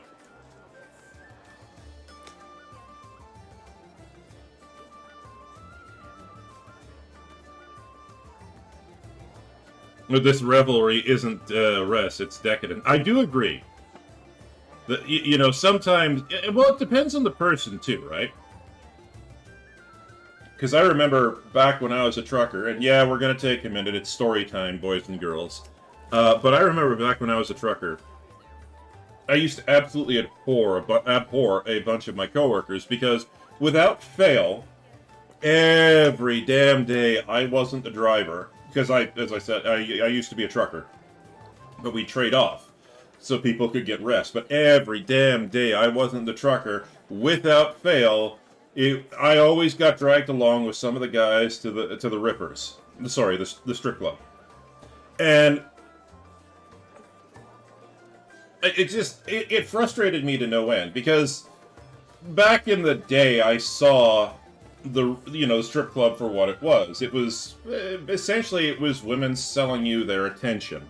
You paid to have these women pay attention to you, and that's really all it was. I mean, some other gentlemen would let's just say that there were other things going on as well, but for the most part, the standard model when you show up at a strip club is you pay the women for their attention. And while it can be quite profitable for the dancers, I mean, like, honestly, I just wanted a beer and some food, and I just wanted to relax. So I hated it.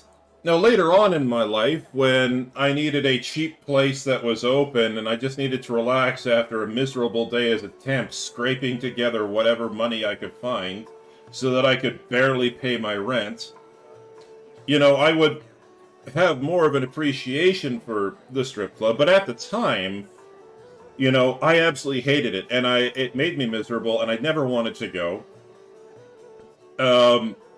And I would just essentially sit as far away from the stage as possible, on the opposite end of the room,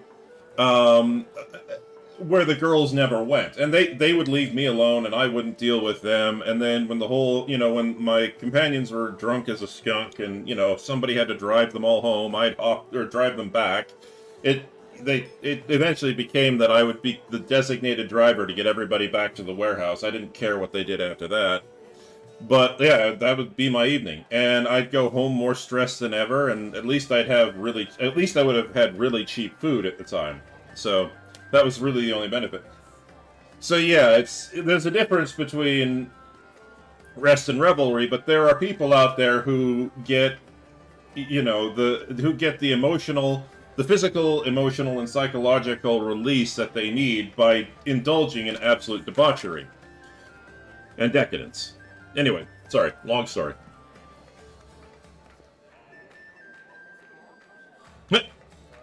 Ooh, what does Ember have to say? There's so much food here. If I let Soot eat everything she wants, she'll be twice as fat and won't be able to fly anymore. Yes.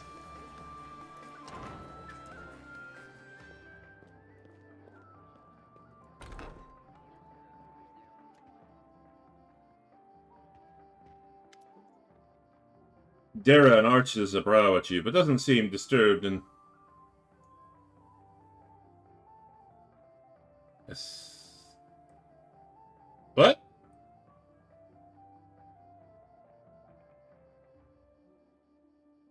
Now I'm confused. No, I was just talking about, like I said, I was talking about my experiences. Oh, it's okay, no problem. Um, Commander, I assume that you have an urgent matter that requires my attention. Um, I'm absolutely confident you won't be able to persuade Camellia to dance with you. Now that is a challenge. I can imagine her either graciously acquiescing or deftly slipping a deadly poison into my wine for just suggesting it. Such is our dearest Camellia.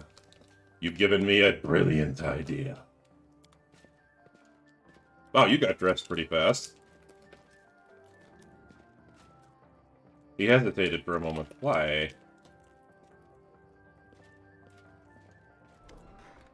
I see that you were able to do as I asked. Prepare yourself. This vision might be rather difficult to watch.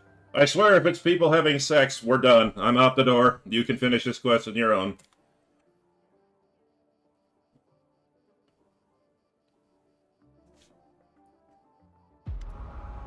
Ah, good. It's just a dying woman on her deathbed. Excellent. That's far better. Young Daron stands motionless by the Countess's bed. His face is pale with fear, and for good reason. His mother's heavenly beauty is gone. Her smile, once beaming with vitality and happiness, looks more like the grimace of a corpse. Only her golden hair still glows, a sad reminder of the healthy woman she was just a few hours ago. Mother? Can you hear me, Mother?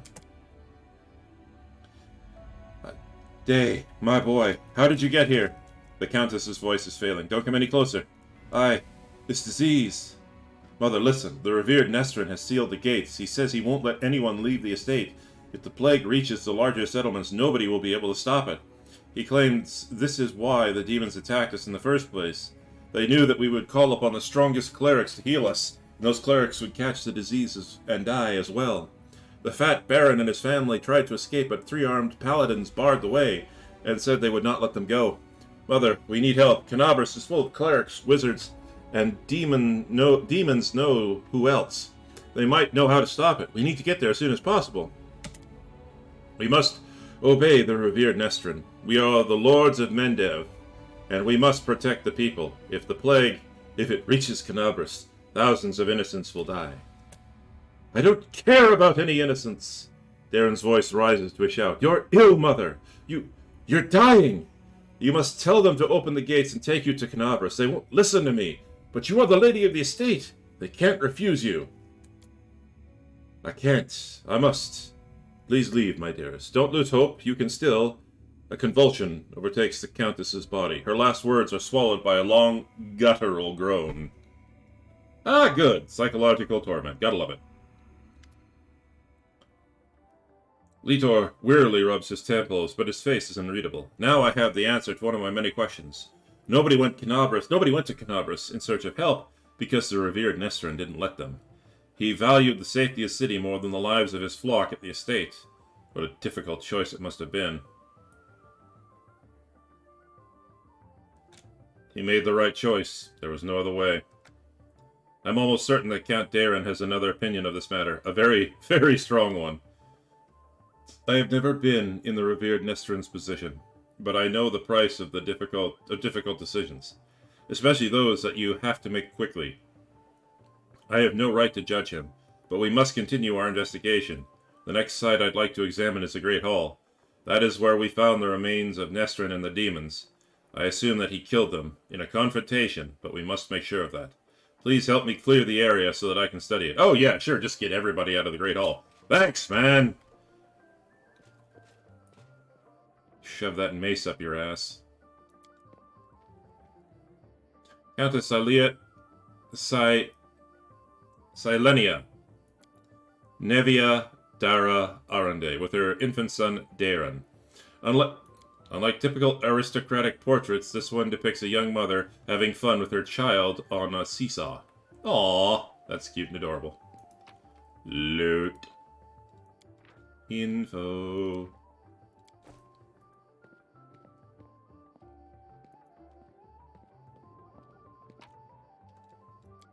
I'll take that.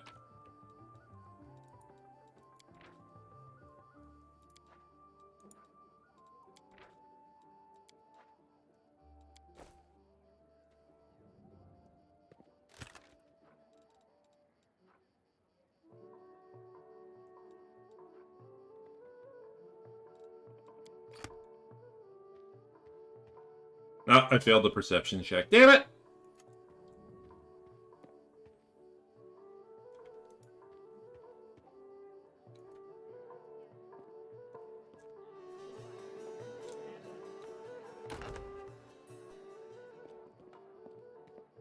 Well! The store is sealed and looks like it hasn't been open in a very long time. Okay.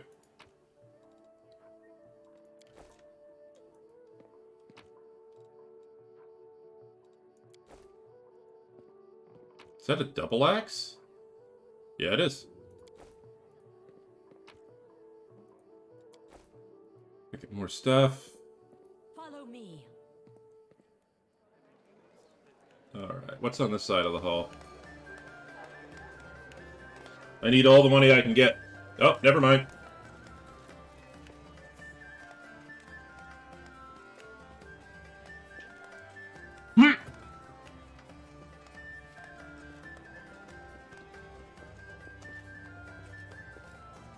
Mm-mm.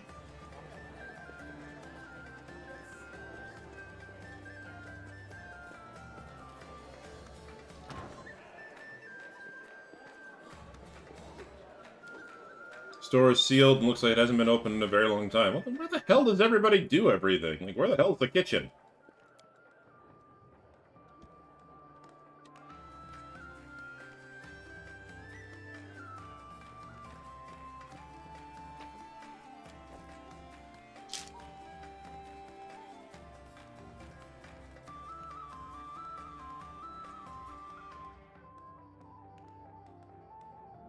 Is that it? Okay. That's probably just the door to the outside, if I'm right. Yeah, it is. Okay. Well, now it's time to do the funny thing. You'll regret your decision and you demand your money back. Yeah, that's true. So, here's a funny thing. Oh there, Andrea. Camilla's frosty attitude breaks my heart, but that dance with her was easily one of the best moments of the evening. How are you enjoying the party? Are you having a good time? Having the time of my life. At least somebody's having fun. Fine, let's change the subject. I thought the unique ambiance of Heaven's Edge and the fact we're on the very border of the world wound would make the celebration special. I thought the past would resurface and make itself known. Darren smirks bitterly. Well, it seems even ghosts don't wish to attend my parties anymore. What can we do to liven up the evening?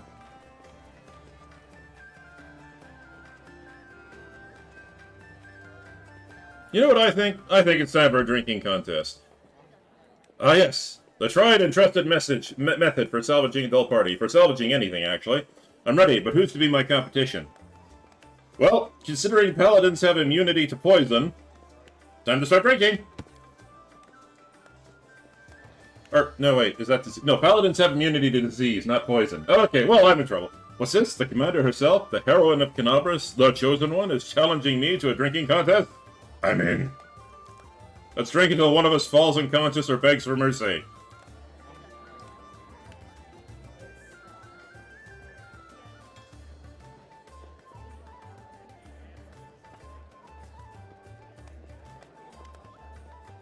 Fortitude save. That was just a little warm-up. I say, up for more? Let's go!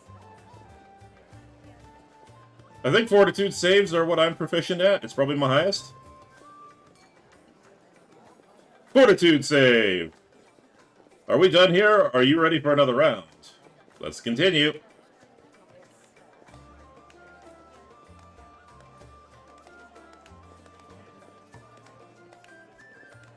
Fortitude save. My grandfather, I remember my great-grandmother put this bottle in the family cellar. So why did it fail the scion of the illustrious Arandes in his time of need? Darren looks a little bit unsteady on his feet. I don't feel very well. Everyone, let's go back outside. I need some fresh air in my lungs.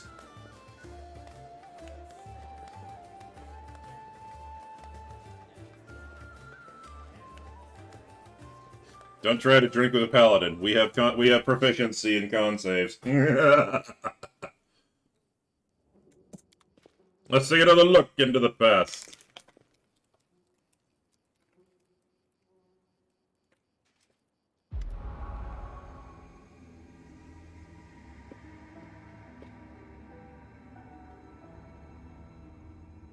A ripple of laughter blows through the hall. It begins as a sweet, charming chuckle, but then turns into a rasping cackle that makes Darren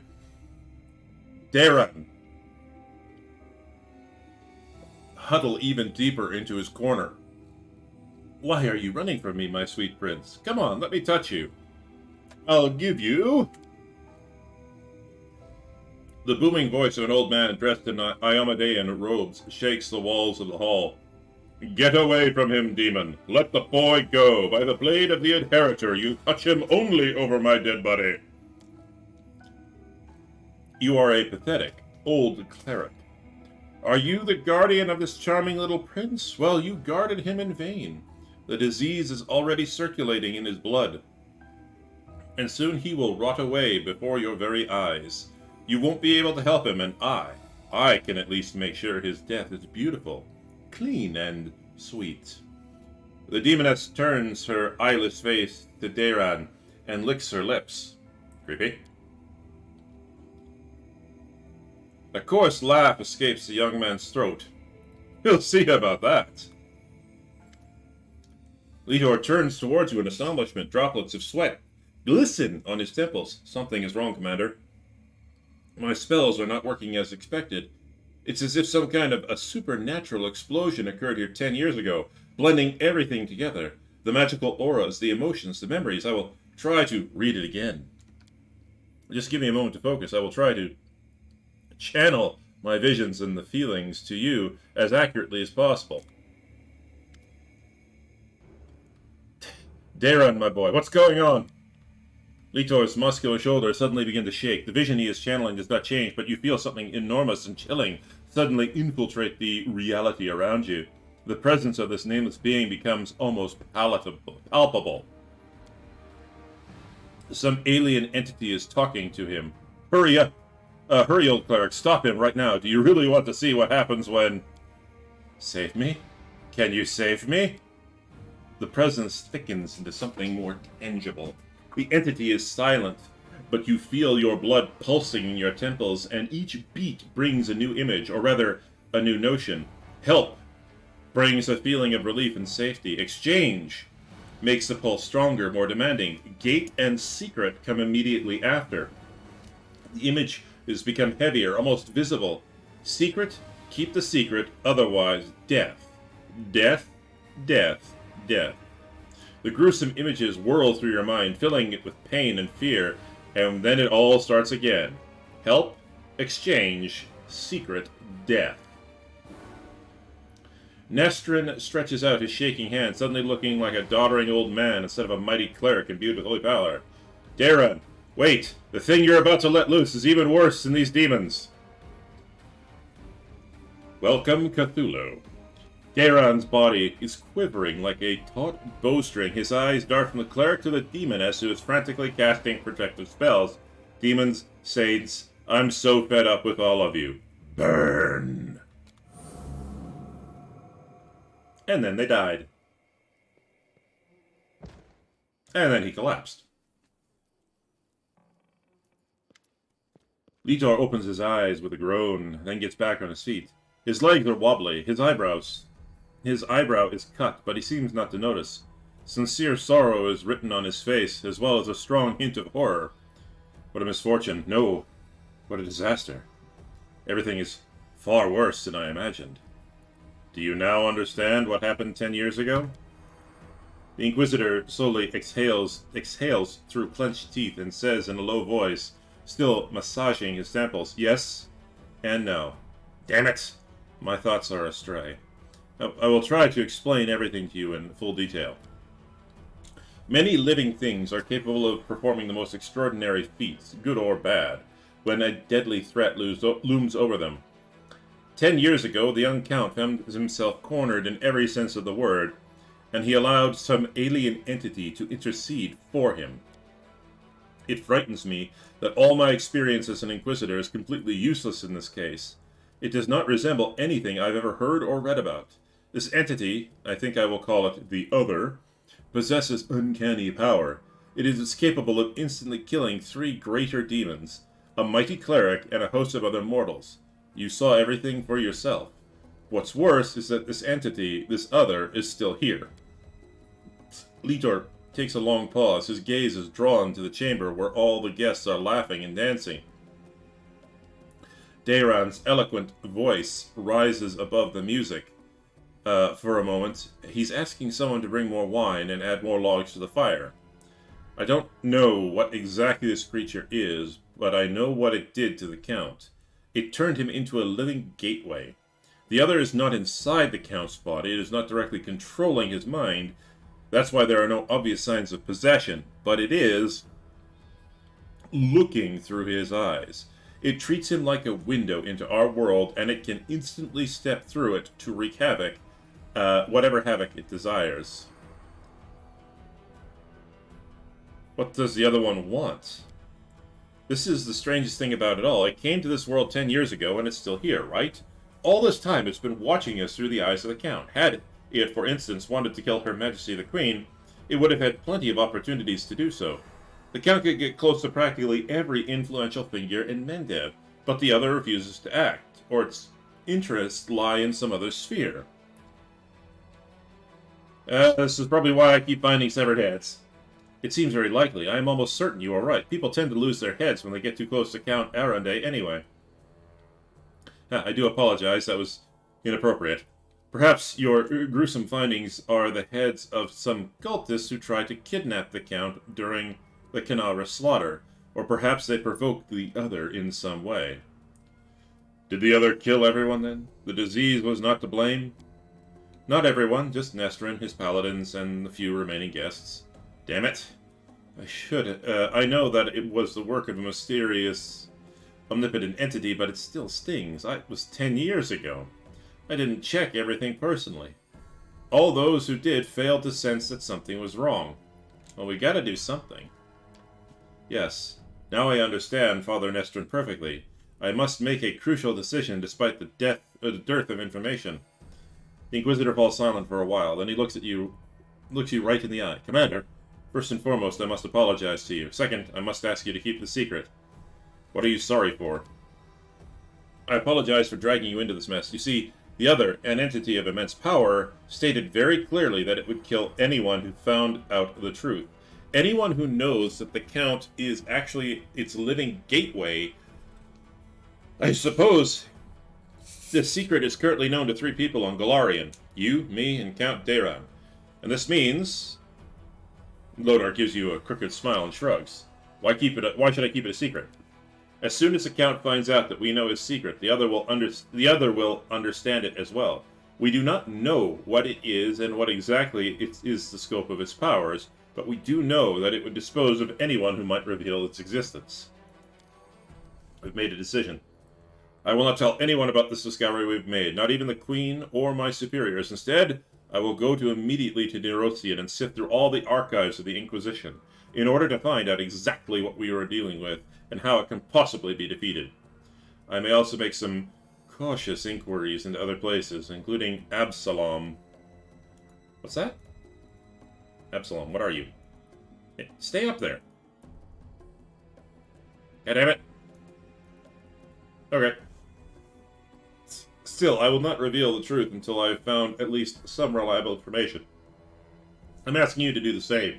Specifically, don't say a single word about our investigation of the Count himself. Fine, I'll keep it secret. You've made the right choice.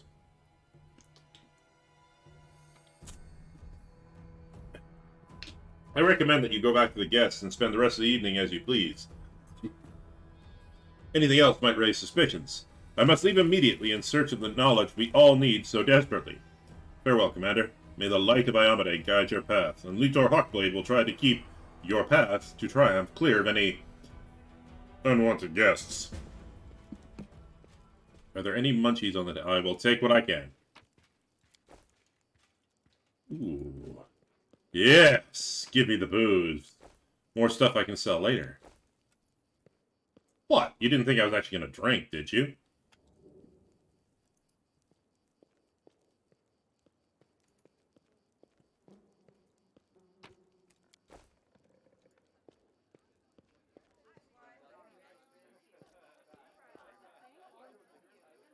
Oh, Ember, what are you doing? You know what I just realized? Darren was afraid to come here, and that's why he did it, because of that fear. God damn it, Ember. Why are you so awesome? But seriously, one of my favorite, like, Ember is one of my favorite characters in this game. I don't want to complain, but I'm not sure I'll be able to endure another hour of this outrageous debauchery. I like the party. It's a pity it's already coming to an end.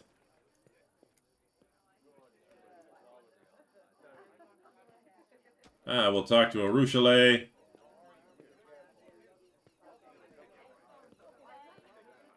I want to leave. This place doesn't feel right. Okay. I like the celebration. Someday I will live like this, too. I will have just as much food and money, or even more. Okay! Darren? I don't know if my opinion matters to you at all, but you were the best guest I could ever wish for. Aw, thank you. Yeah, alright. Time to boogie. We have more murder to make! Commit, make, do. Murder!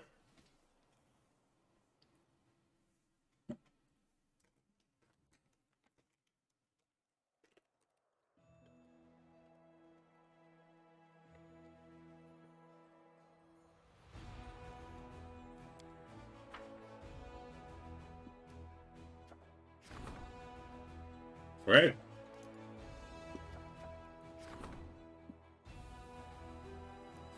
Okay.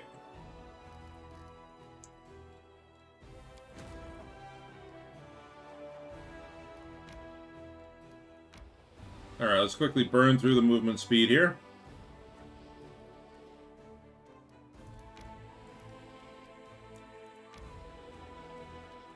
Let's map all the known paths.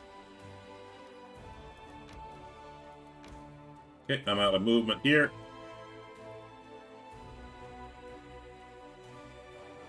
Next army. Oh yeah, you're going down there to defeat him. Okay, have fun.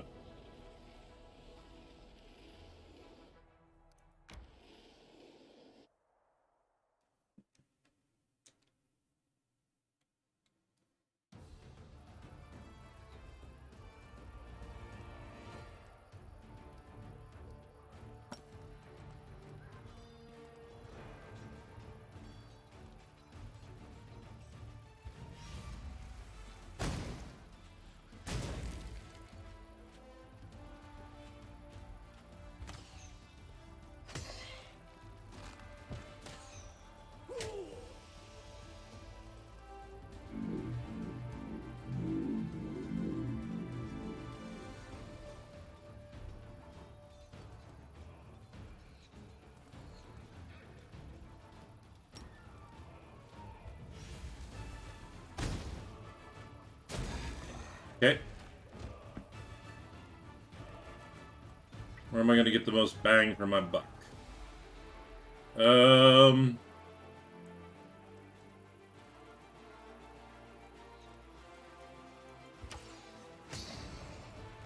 didn't matter. I'd take anybody down. That's pretty good, actually.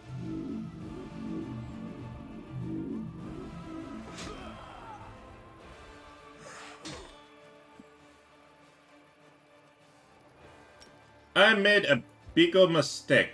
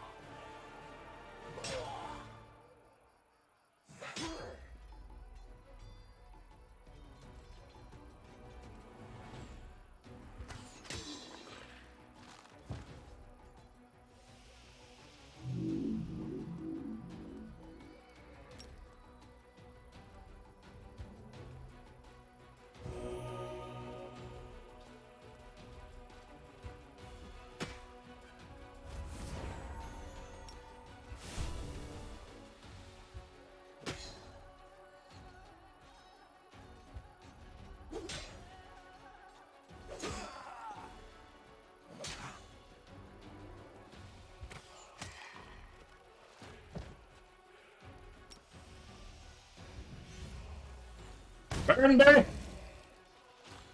Nice. It's always goes. It's always good when a plan goes. You know, when things go according to plan.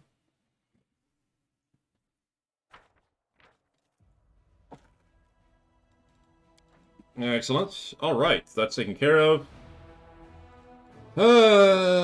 You boys, let's get you a level up.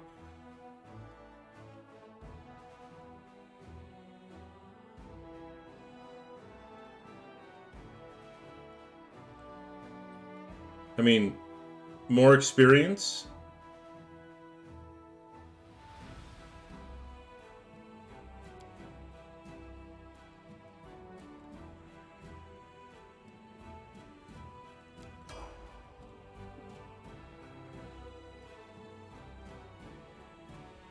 All right, we've carved out. I think we've carved out this entire area. Is there any more that needs to be mapped? No? Okay.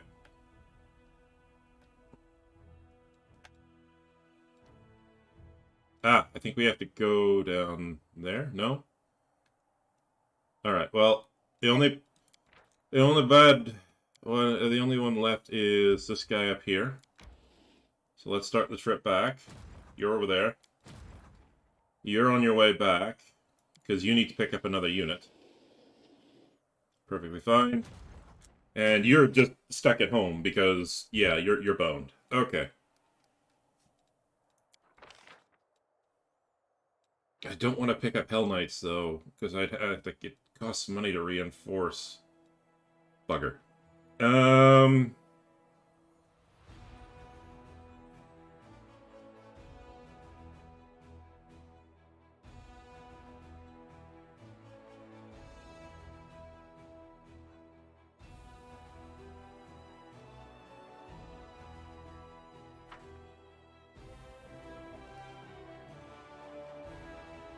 Yeah, that's all I can do here.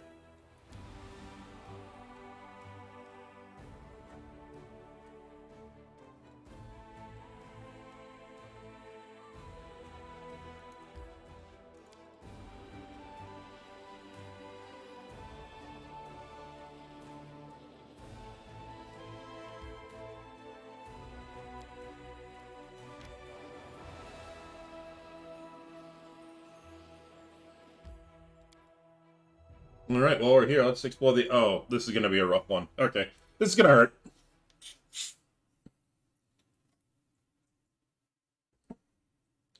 I always have a problem with this one.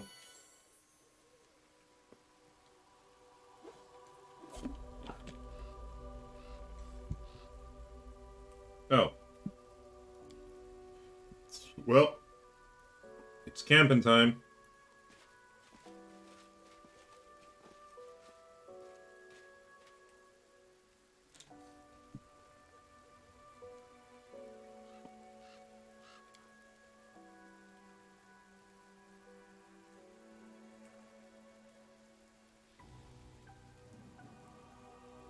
DC 25? Okay.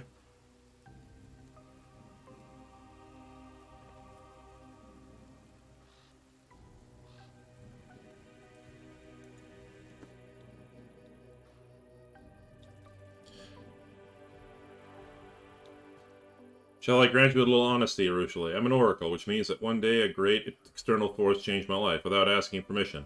Desna did the same to you. Does it not bother you? Not even a little bit? Okay. Desna opened my eyes. She did not force me to do anything, but I understand why you see a similarity. I never considered that you and I have anything in common before now. Oh, that's neat.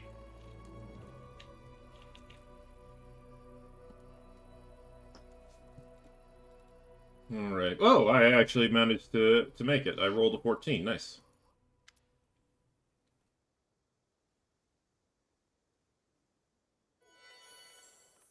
Stretching sinuously, Wenduog says with affected displeasure, "The cold up here of the surface of yours is even worse than back in the caves. Fall asleep in cold like that and you might not wake up again. What a stupid and glorious way to die, freezing, curled up in your bedroll, instead of perishing in a bloody battle. That's why back home I made sure never to sleep alone."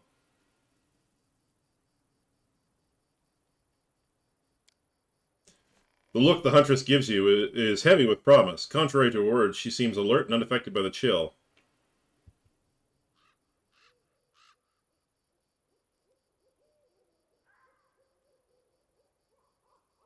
So you're not attracted to men, then? The warrior casts a sidelong look at you. Men think they are irreplaceable in bed, but you and I understand that two women can give each other pleasure that men couldn't even dream of. Yes. I'm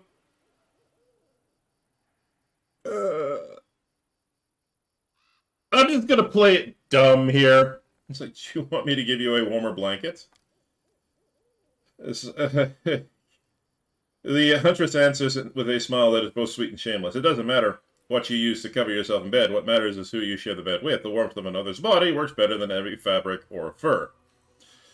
As cats will tell you. Anybody who owns a cat will know that that cat will just, like, get into your bed and begin vampire sucking the heat out of you. And next thing you know, you're freezing cold. And also suffocating in fur. Okay. I can't help you with that right now. Gives you an understanding nod, but the coaxing undercut doesn't disappear from her voice. As you wish, mistress. This is your decision today, but tomorrow, you just might change your mind. No, I don't think I will. You scare me. More now than before. Alright, let's make sure my,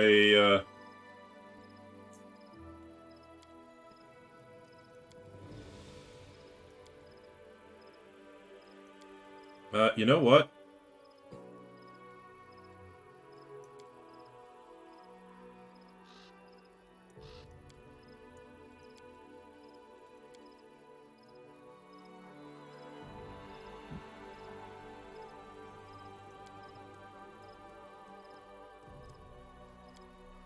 No. I think I'll go back to the way it was before. There.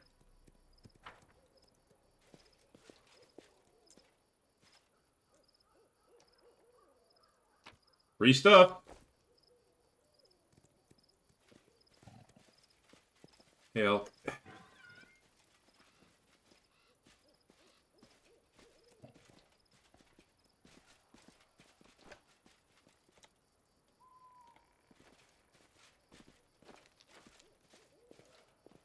Ah, a bag. I saw some. No, no, it's magical essence. Nice. All right, let's get down there.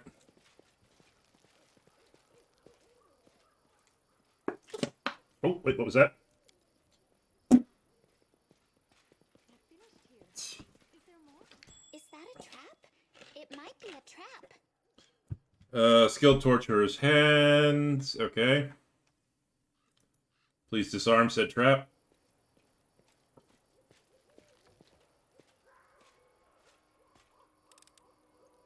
I'm glad I was useful to you. Oh, I opened the bag from up on the cliff. Okay.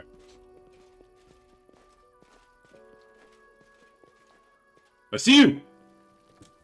Hang on. Every time you see the stranger, you have to go talk to him. Because, stranger.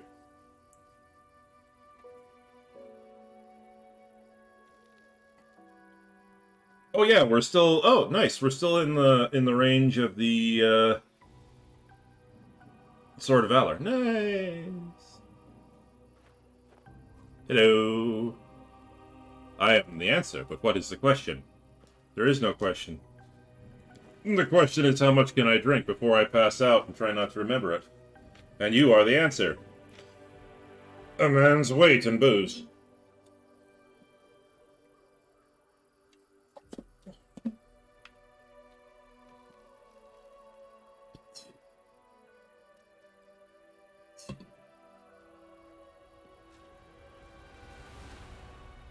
Alright, if I remember correctly, this is a rough one, so I may not be able to finish this fight.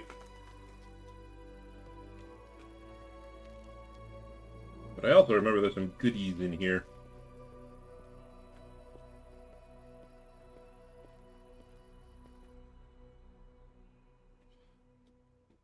If a mortal isn't talking, it means she's busy lying to herself. Profound words.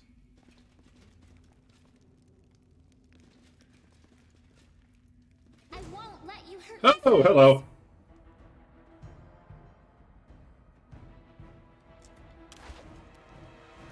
Oh, are we live? Oh, no, we're not live. Wait. Oh, yeah, we're all flat-footed.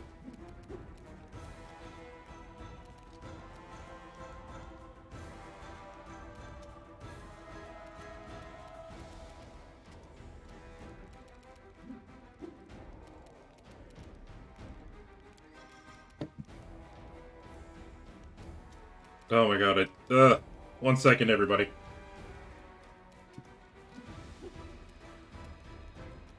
Alright, where am I gonna shove my buffs? Okay, buffs are gonna go over there. Oh, he has Death Ward? Nice! Resist Energy Communal, perfect.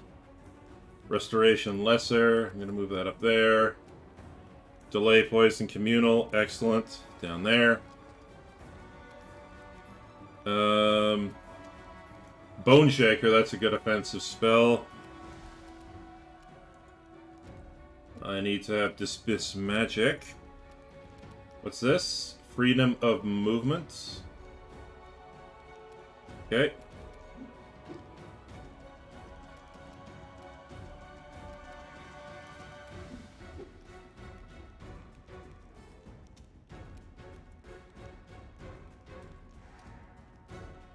That is Protection from Alignment, Communal, perfect.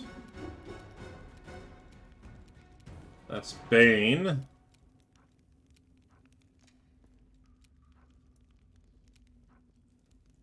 Alright. I'm gonna shift those. Sorry. I'm just arranging my bar. Actually, hang on. Death Ward is actually something I do use frequently.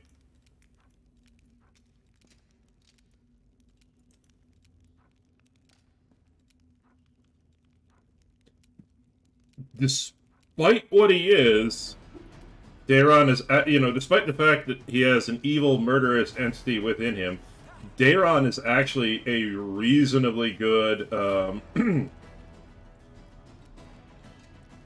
he's a reasonably good, white mage. Bone Shaker, that's one of his offensive spells. Please tell me he actually has a cantrip that I can... No, he doesn't. Alright, Darren.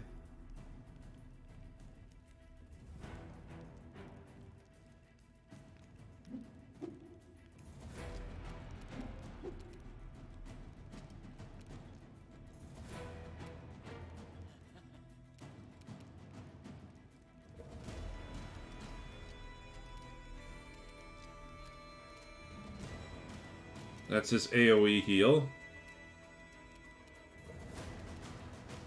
I'm bringing guidance down here.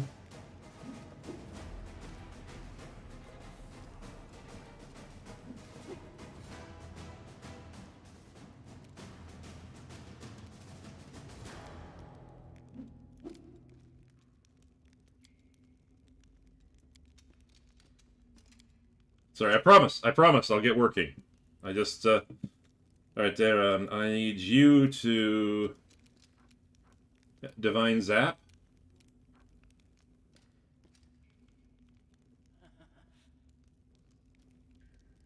Okay.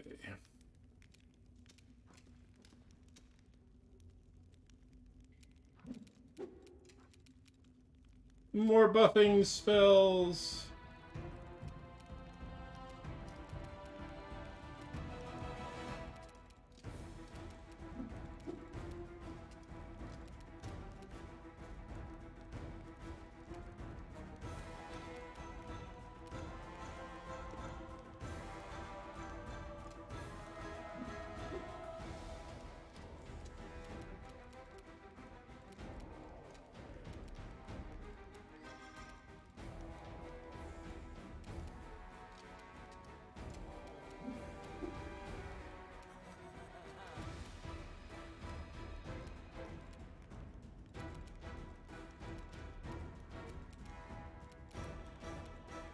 Okay, sorry about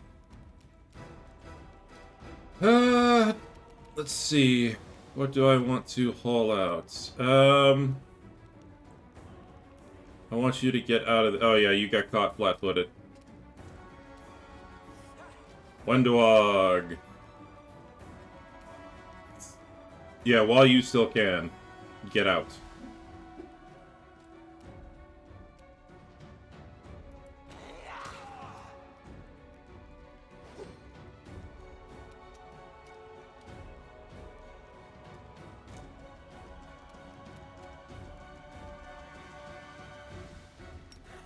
Well, let's blind everybody.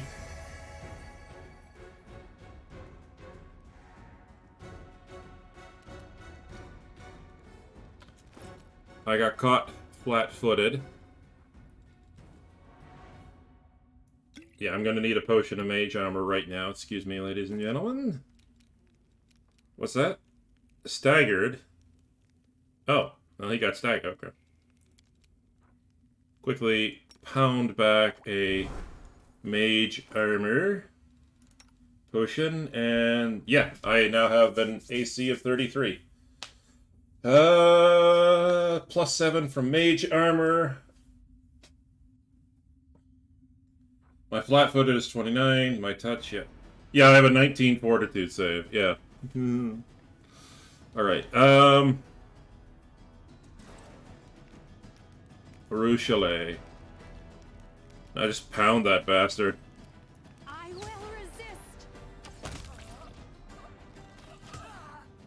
resist. Okay. Sela, get in there. The Inheritor, guide my blade. Ember. Evil Eye. Oh yeah, I just dropped his AC. Count Daron. Bone Shaker, please. Ooh, that sounded painful. Ouch. Wendog, bring it home. Just slaughter this son of a bitch.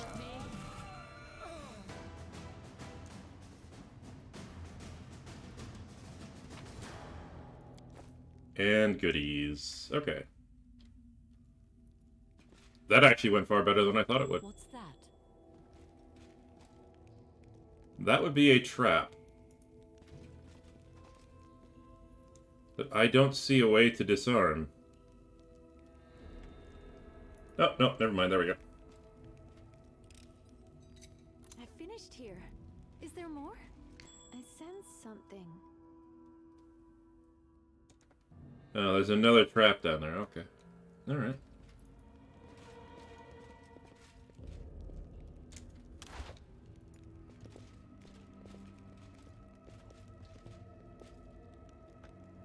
Onwards.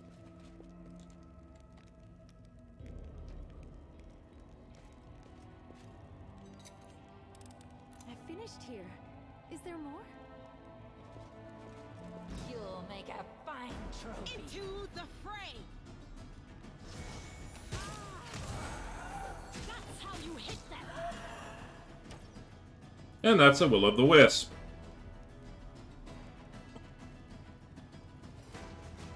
Anything good? Nope. Okay. Let us be off. I see a bag, and it must be looted. Ooh, more potion of mage armor. Perfect. Thank you.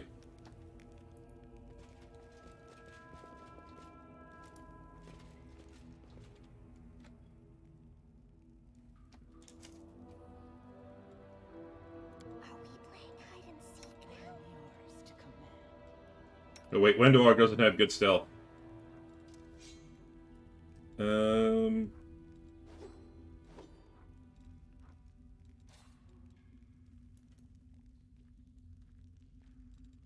What's the Ruchelet's stealth check?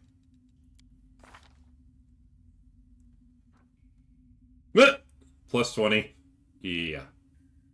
So, she's wearing a breastplate armor, which, you know, gives her... It doesn't give disadvantage. Disadvantage is D&D. The breastplate armor just gives her a -3 to her stealth check. It doesn't matter because she has a plus 20. Yeah, I don't think -3 is going to matter worth dick. All right.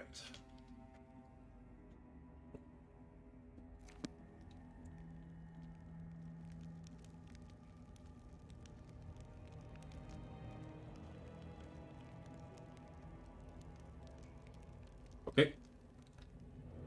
I see them.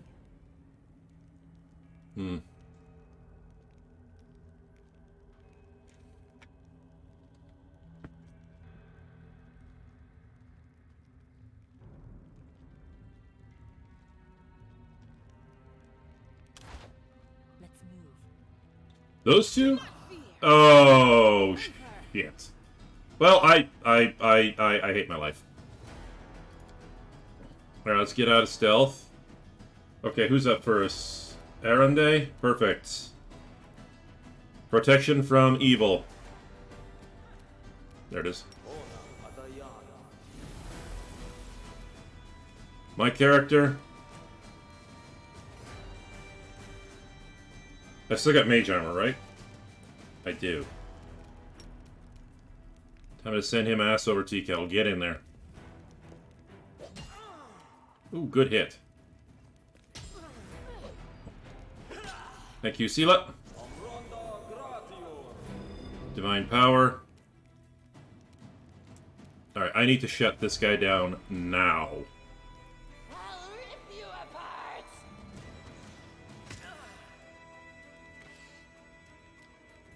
Alright, Arushale. Get away. You got caught. I don't know why you're moving so slow, but that's okay.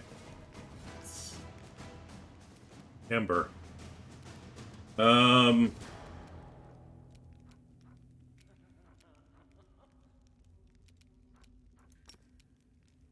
Death ward is touch. Okay. Ember, protect yourself first. Pull back a bit. I don't want you caught in any AoE. Sela.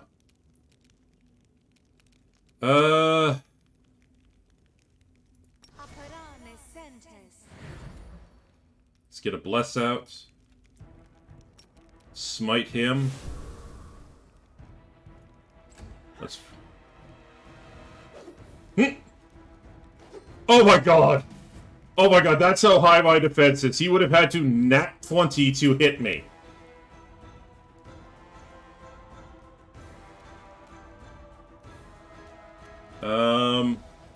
Yeah, I have 7 casts of prayer. Let's do it.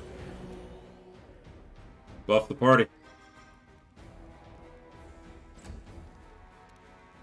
Andrea.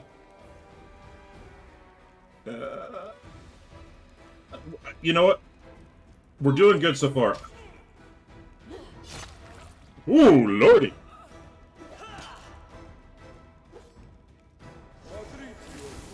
Oh, Vine Trap. Yeah, I know she's been paralyzed. Wendog. They'll beg me to stop. You can go again, Wendog. Okay, that's not bad. Arushale. Prepare yourself. Oh! Oh! Oh, it feels good. Alright, Ember. Ember, what am I gonna do?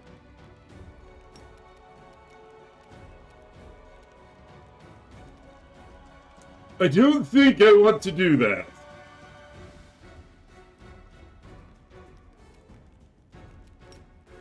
No, that won't work.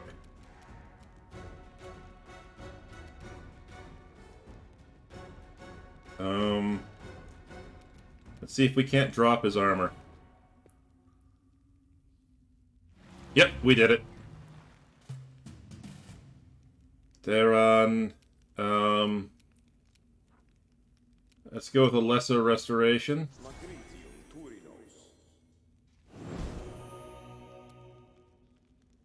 Did that free her up? That should have freed her up, right?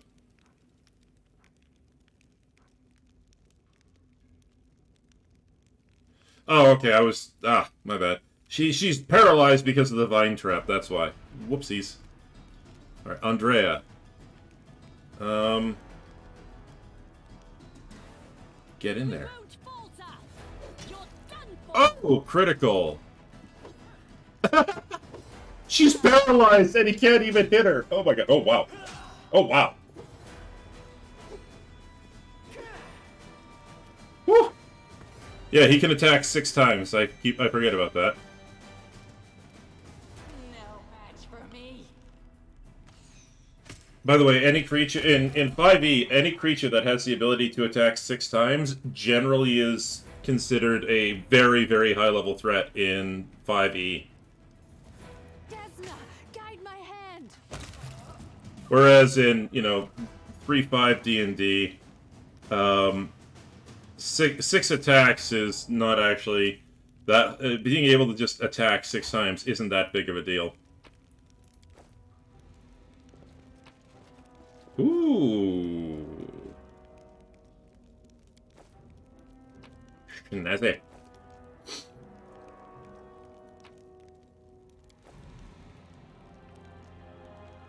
Oh yeah, that's right. When I'm nearby the fort, I just slowly heal over time because of my banner. No need to use potions for me after the battle's done. Ooh, an Iron Maiden.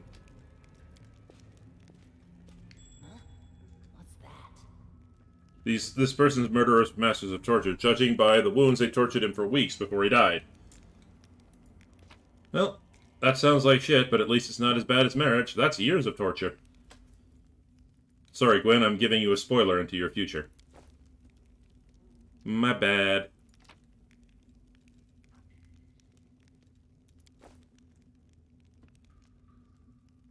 Looks like everything's cleared out of here. That went better than I thought it would. Yay! Am I still on normal difficulty, or did I change it?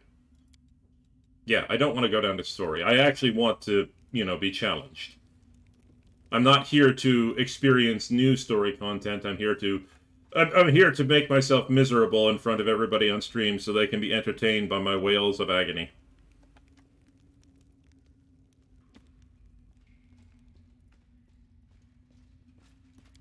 Alright, let's roll outside.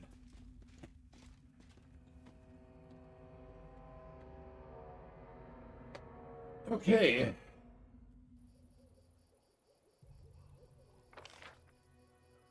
Onward.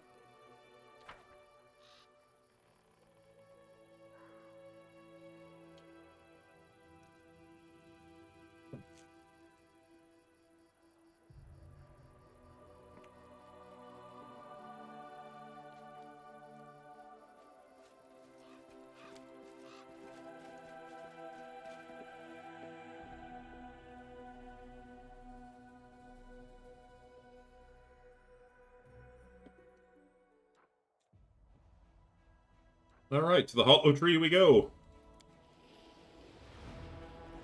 Oh, hang on. We have more dead people to add to the fire.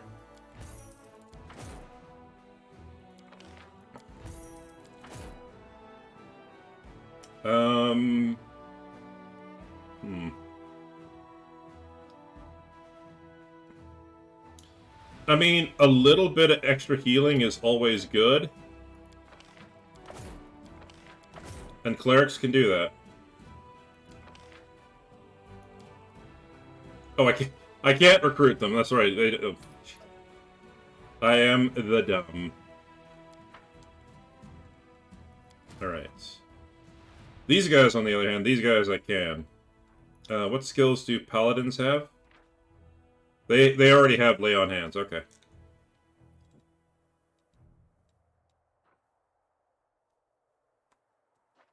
But can I get them reliably? Not at the moment, no. Okay. So at least for now.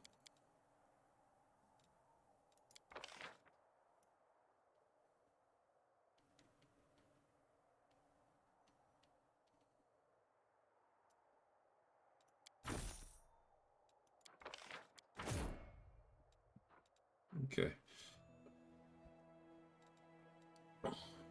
You've now got a fighting combat strength of 6, which is fine.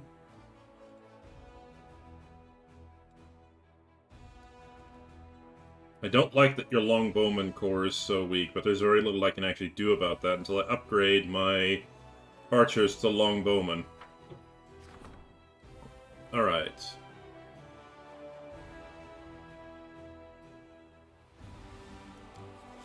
Okay. Nobles often look down upon commoners, as aristocrats are taught from birth that they are better than the lowborn. This attitude causes quarrels between them and the common warriors, and the officers have asked the commander to intervene. Actually, this is kind of interesting. This happened during the First World War as well. You had a bunch of, British aristocrats who were basically given officers' jobs, even though they had absolutely no idea how to properly command troops in what would become the absolute meat grinder of the First World War. Now, mind you, nobody did. Nobody understood. But the problem is that unlike, someone who actually cared about their troops, like a general or a commander who cared about their troops, the British nobility just kept sending wave after wave after wave of men into the meat grinder. This is especially true for Canadians, because not only were they Canadian farmers, like the lowest of the low-born possible, that you could be risen from, or the type of family bloodline that you could come from, they were Canadian farmers. And aside from Australia, which was basically a prison colony of the, still thought of as a prison colony of the British Empire, I mean, most of the nobles from Britain absolutely thought of Canadians as, I would hazard to say they thought of them as less than garbage. So this had two interesting effects. The first effect was that it dramatically reduced the male population of Canada, because we suffered massive heavy casualties after we arrived. And the second effect was that the surviving Canadians were some of the hardest motherfuckers in the First and Second World War. It got, like, the few Canadians that survived all of the idiocy of the British aristocracy and their command decisions became such hardened veterans that when the new Canadian replacements came in, they drilled the ever-loving fuck out of those kids, to the point where Canadians were used as the shock troops of the British Empire. If there was one group of people that scared the ever-loving shit out of the Germans, it was the Canadians. Almost no other unit, with the exception of some of the Australian units, were ever treated with as much fear as the Canadians were. Now, the flip side of that is that, and I know this is bringing up stupid history, but the flip side of that is because of the way Canadians were treated during the First World War and the absolute hell they went through, a lot of Canadian soldiers developed some really, really bad habits. And this is best exemplified by the Christmas truce during the first Christmas during the First World War. Whereas, the British and the British, the French, when the common soldiers just basically said, we want to celebrate Christmas, we're going to have a truce, you had the Germans and Austrians exchanging gifts with the British, the French, etc. The Canadians, on the other hand, they didn't actually respect, many Canadians, not all of them, but many Canadians didn't respect the truce. In fact, you had Canadians hiding, rigged grenades inside presents, so that when the German soldiers would open them, they would be killed. The Canadians were vicious motherfuckers, and has a lot to do with how the British treated them during the First World War. So, yeah, we were considered some of the hardest and the best soldiers in the British Empire, but we weren't exactly the kindest.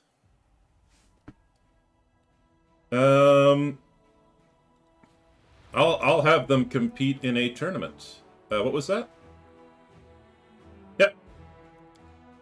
Sela acted as the head judge at a tournament where everyone was given a chance to prove their worth. The nobles went up against the commoners, and only strength and skill decided the outcome of each fight. Upon witnessing what the common warriors were capable of, aristocrats had no choice but to acknowledge their valor. The tournament served as a bonding experience for the Crusaders.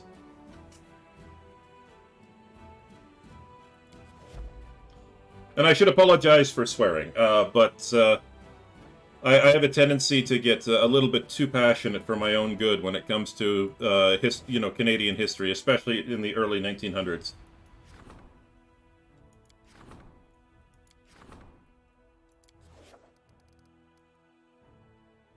What?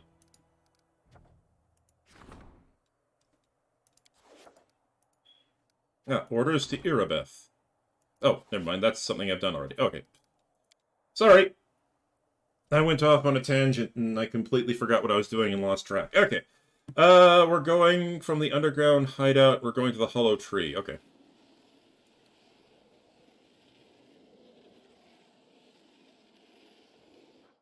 Heavily encumbered. Alright. Time to take a rest. I've wanted to comb your hair for so long, but I'm afraid I might hurt you. Can you do a braid? If you know how, I'll endure it. Aw. Yeah, excellent.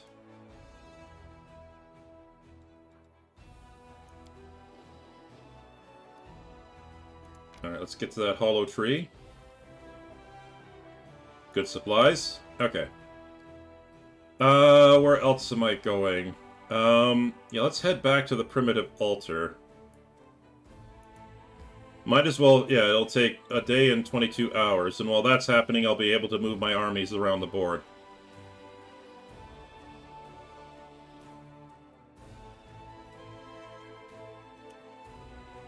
Cancel. Nope. Pause, please. Alright, I've got that ready to go. Lynn's family chainmail, that's a +2.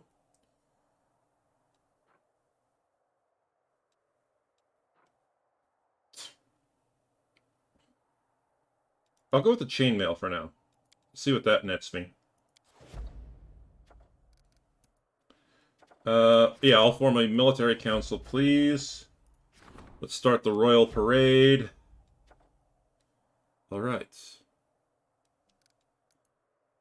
Campaign. How's everybody doing? Alright. Next step.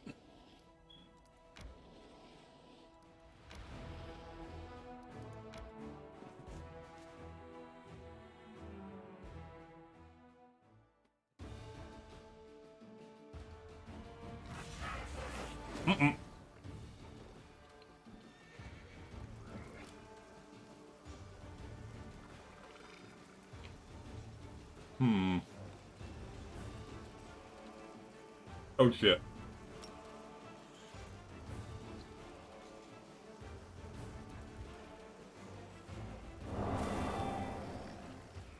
That dredge needs to die as quickly as possible.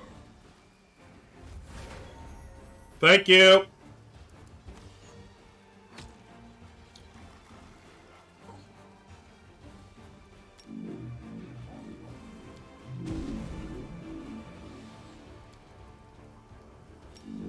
Hold your ground.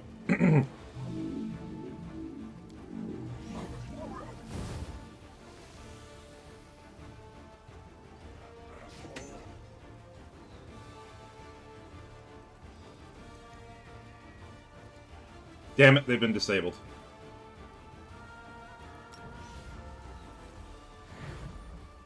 This is gonna be a rough fight.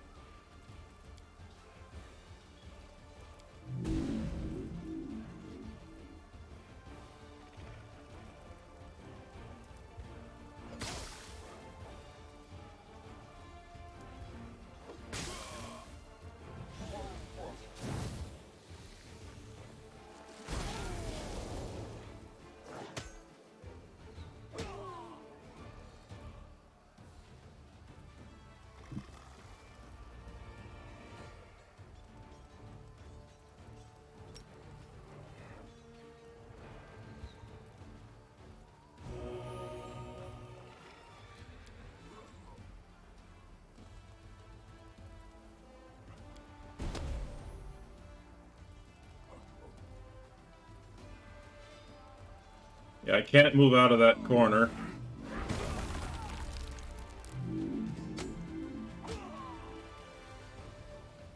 For fuck's sakes, wake up!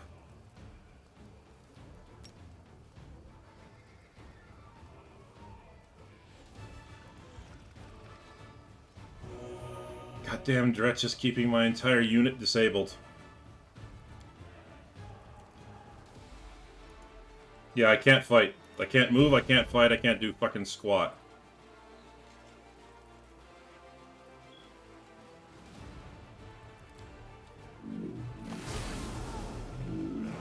They're just gonna keep wearing me down.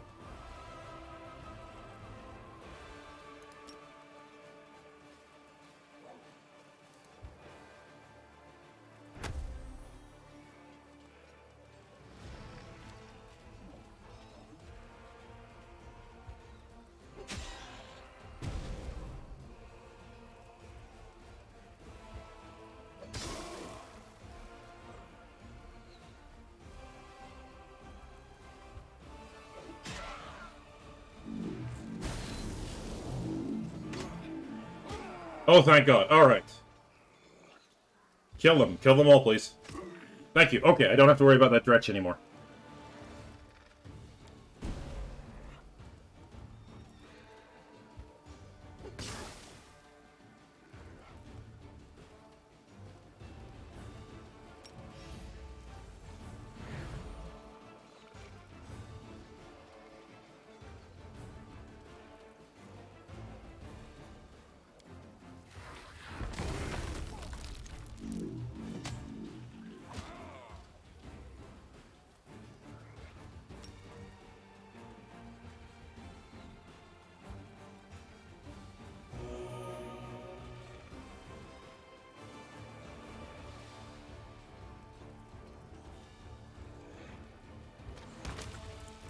That'll reduce the DPS on my boys. They're out cold.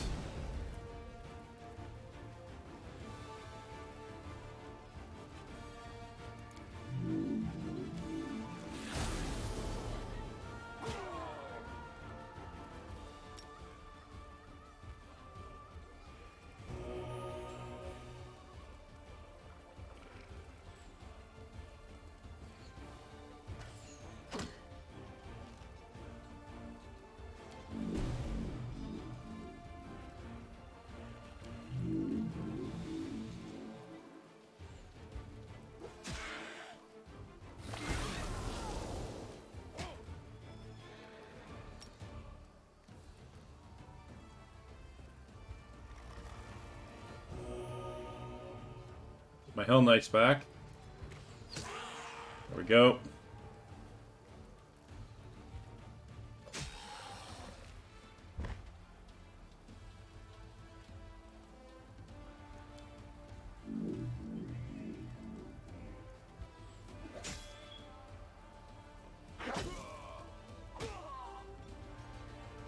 Alright, we managed to turn that around, which is nice. Just one more? You couldn't have seriously gotten me one more? Alright, I'll take what I can get. Take what I can get.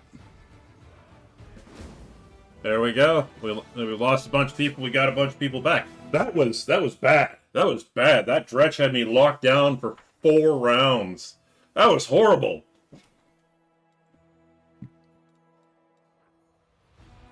Headband of Inspired Windstub. Ooh.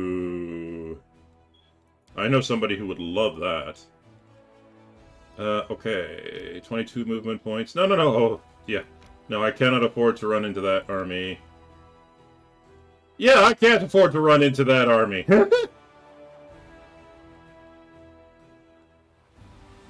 That's, Marilith, yeah.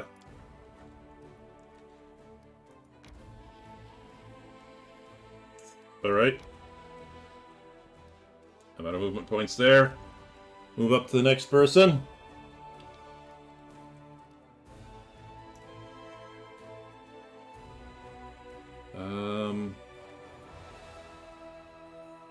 Yeah, really the... Oh, yeah, you're already coming up here to take care of them. Okay.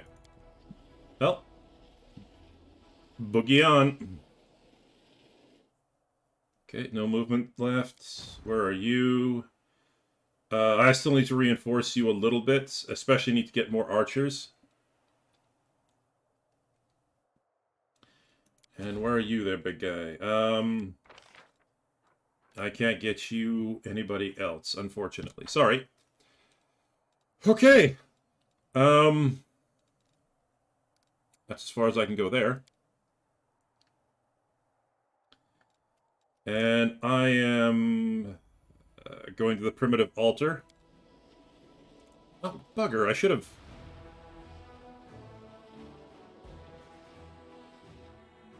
Yeah.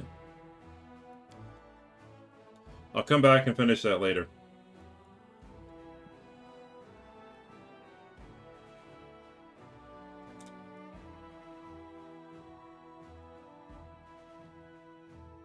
It's always interesting seeing those few comments between the characters in camp.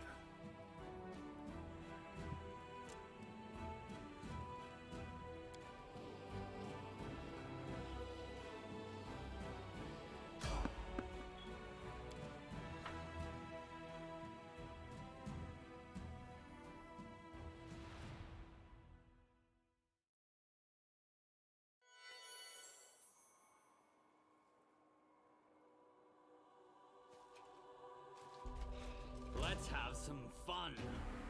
Surrender or else!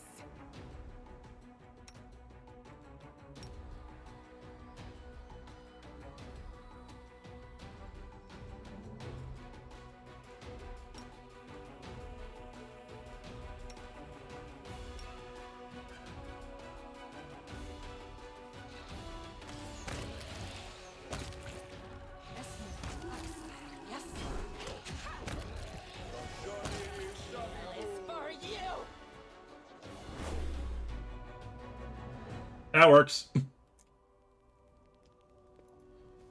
Any goodies? Yes. Badly degraded armor. Always fun.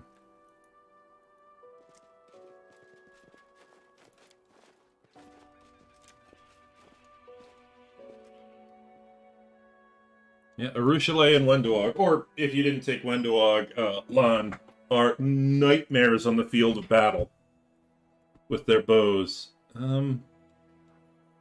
Solve the riddles of the Nameless Ruins. Okay, well, I will do that as soon as I'm done.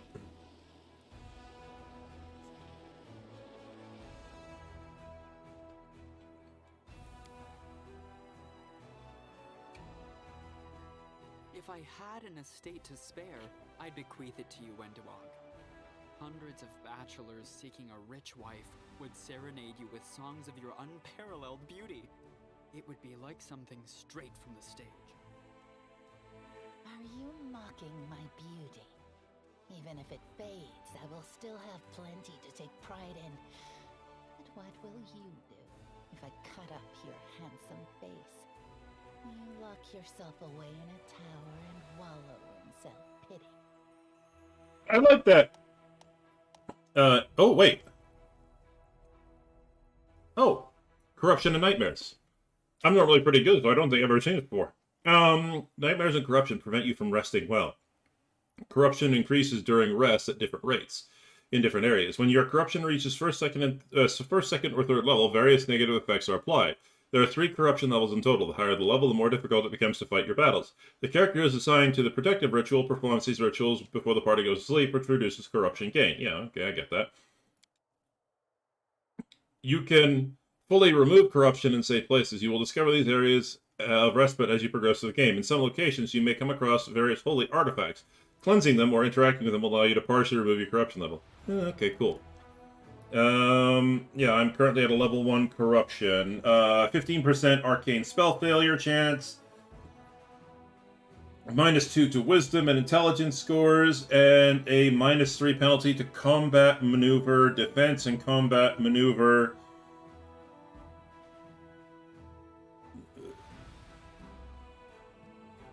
I don't remember what B stands for. This is actually, like, stage 1 is kind of scary. Luckily enough, I'm just going to the primitive altar and then I'm teleporting back.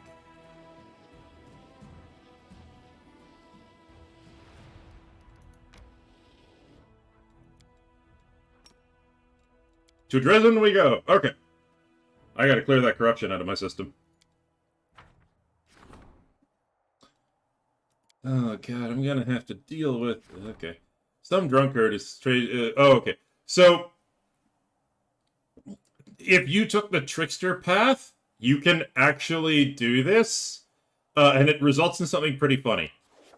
Irabeth wants to talk. Yep. Hey.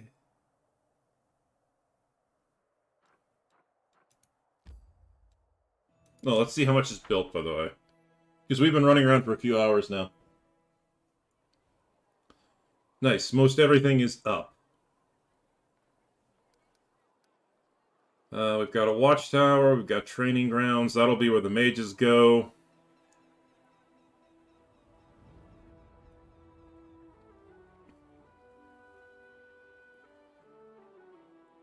I'm kind of shafting my main barracks, but all I need for these guys to do is hold a big old shield and just defend my archers.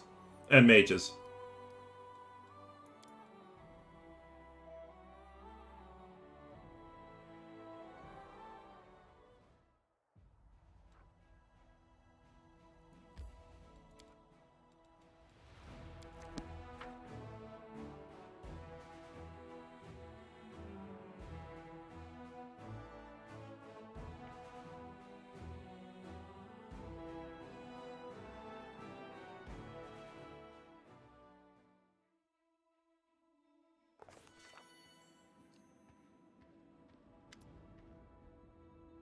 A Keled in a well-worn travel robe with deep hood offers you a respectful bow.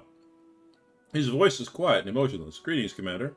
To be granted with an audience with a figure of such importance is a great honor. Your victories have impressed and inspired me, which is why I wish to do my part in the Crusade's struggle. How do you plan to help me? These words, devoid of color and emotion, run together to form a monotonous, endless stream. For 23 years, I have been gathering documents on Sarkoris. They contain numerous mentions of the history of the Blackwater clan. The clan was beset by demons, as its members had dedicated themselves to creating a powerful weapon against the World Wound. The clan needed more time, but no support came from their neighbors, and so the Blackwaters were destroyed. But the fate of the clan is not important right now.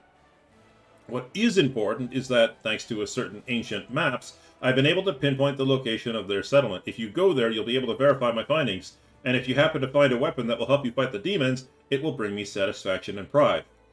My life will have had purpose. What kind of weapon was the Blackwater clan working on? My thoughts on this matter are pure speculation. Perhaps it was a blade that could cut down even a demon lord, or an artifact that could call upon an endless host of spirits, or a circlet that could reverse the flow of time, or erase the planar invaders from reality. Well, that's a pretty impressive claim. The Blackwater clan operated in secrecy to protect their work from spies, unfortunately an ever-present concern, and avoid drawing the demon's attention before the time was right. Thank you. I'll put this information to good use. It pleases me to be of use to you.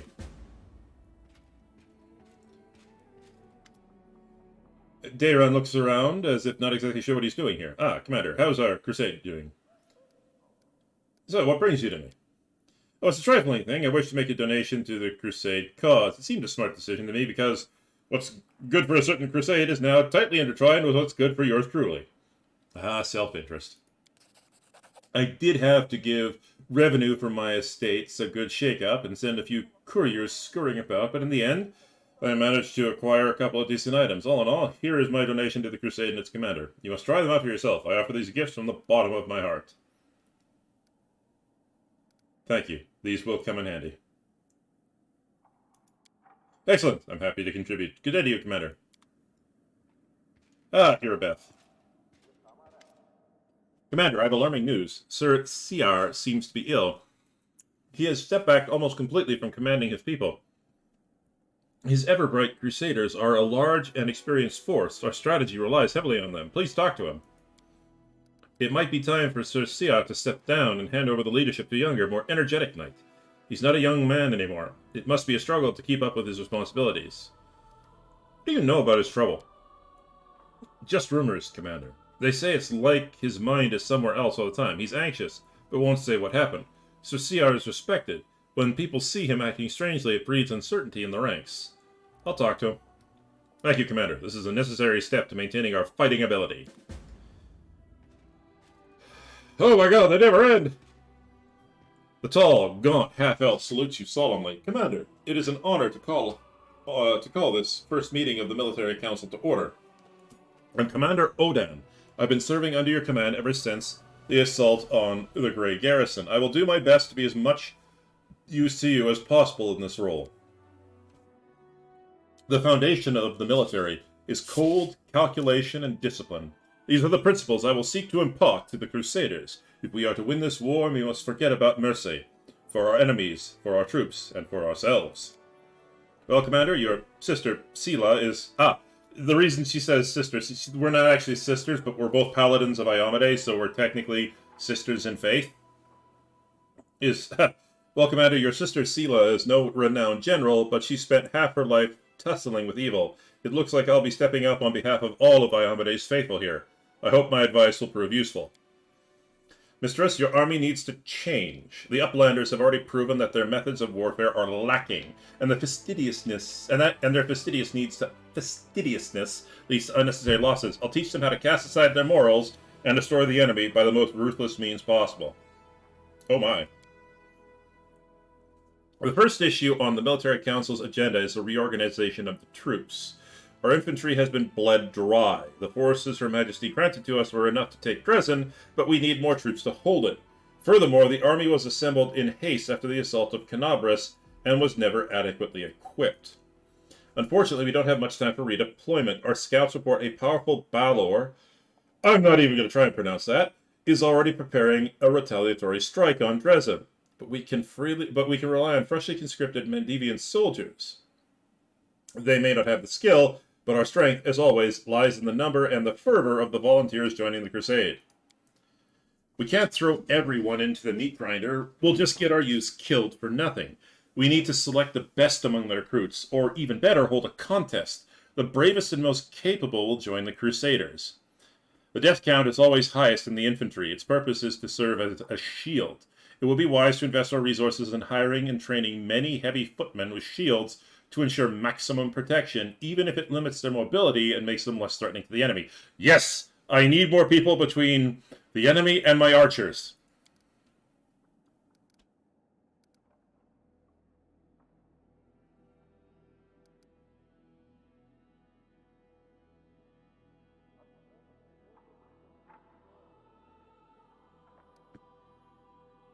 Actually, that's pretty cool.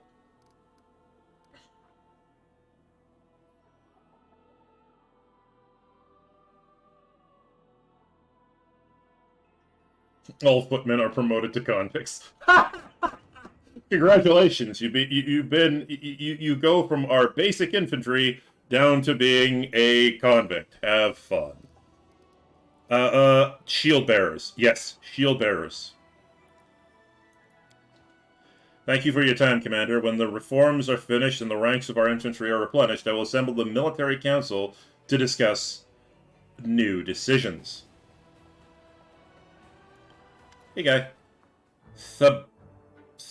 Birding. You see a Kellet around 50 years old, dressed in a doublet that looks older than its owner. Once it may have been expensive, but now it is worn and patched. A scabbardless sword hangs on his belt, covered in such a thick layer of rust that it looks more like a club. His flushed, swollen face, spongy nose, and dark circles beneath his eyes suggest that he is a heavy drinker. When he opens his mouth to speak, your suspicion is confirmed by the stench of stale alcohol on his breath. So, you're the commander, huh? It's a cozy little place you've got yourself here. All these walls, polished furniture. Solid! Commendable! Why, I think I'll give you a medal for this. And who are you?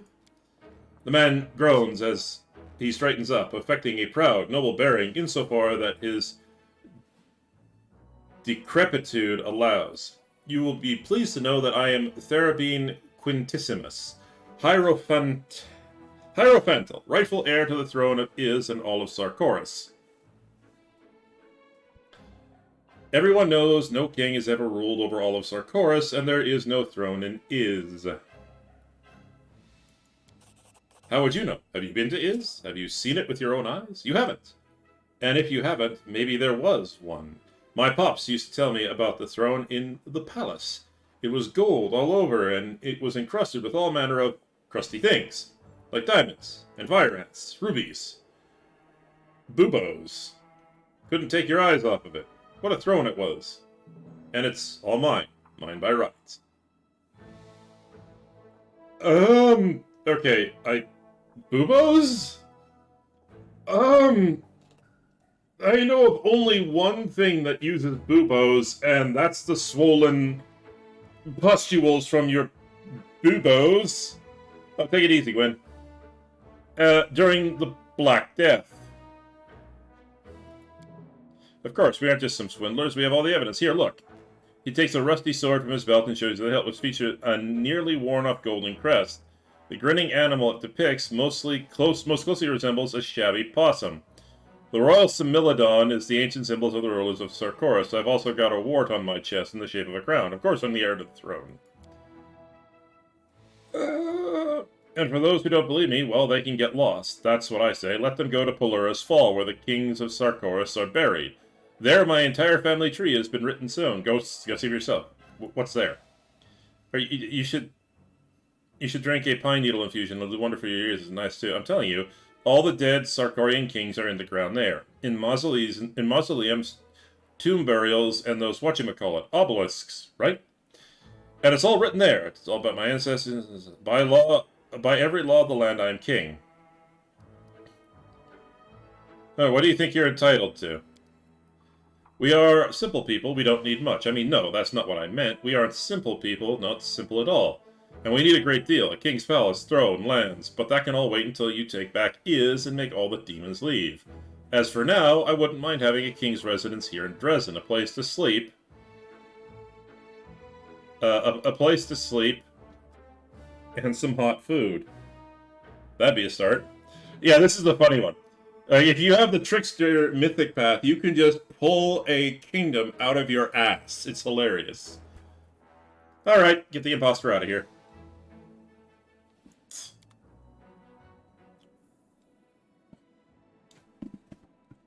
Alright. Well, first things first, I need to rest and clear the,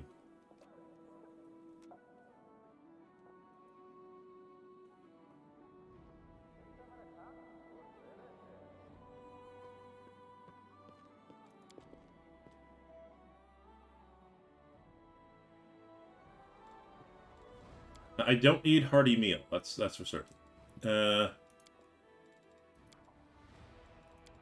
Okay.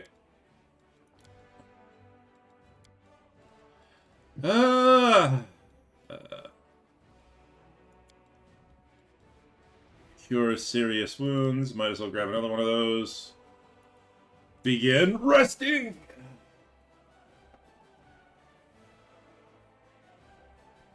Let's go with no ceiling!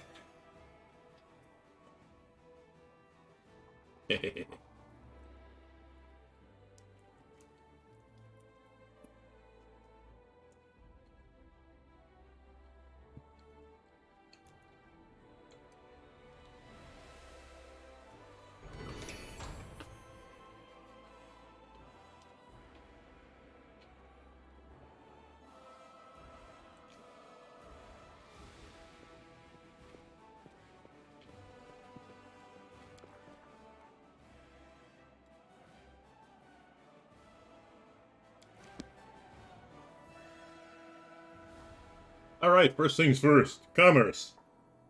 Time to sell off all that junk.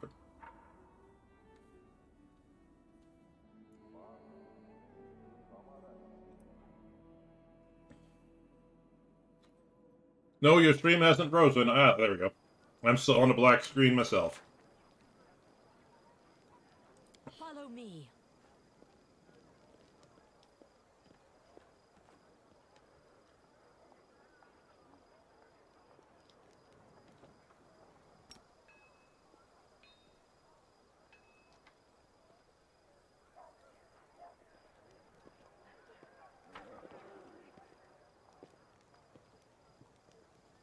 I can't cast it like that. I can't cast it like that. Okay.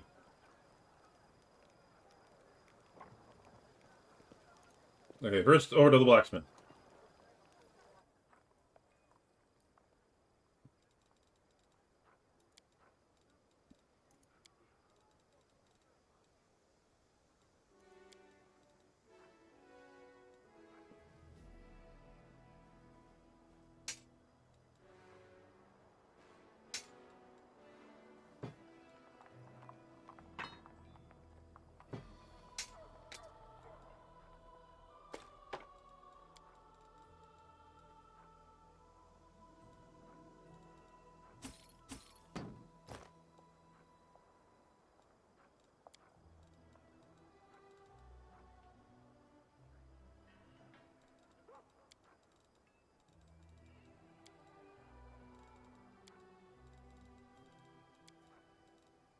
Okay.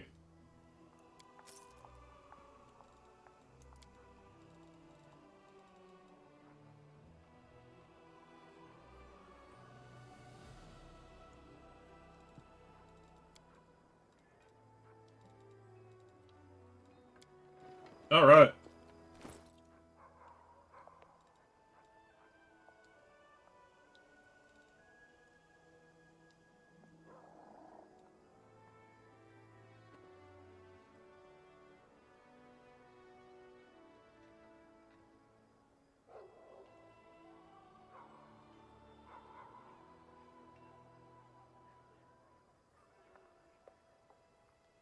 Okay. Sorry, I dropped something and I had to go grab it. What are you? The Wand of Pox Pustules. Okay.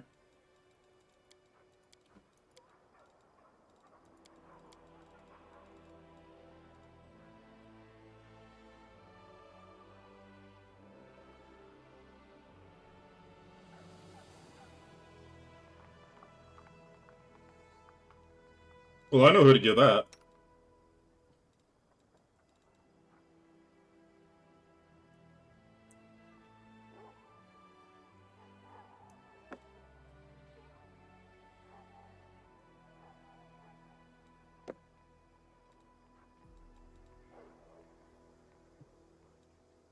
Okay.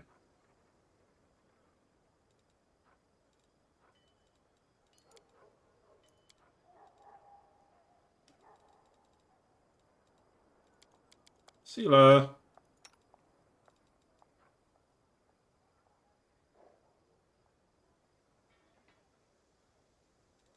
Hang on 1 second.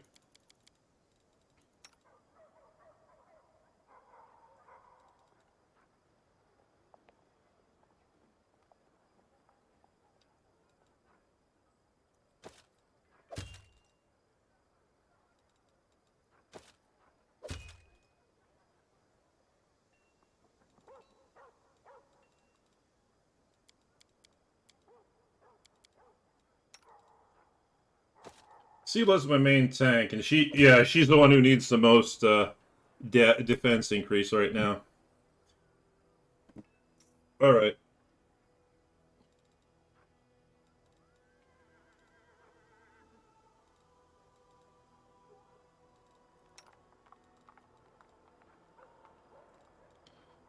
Okay, Rushale, how are you doing?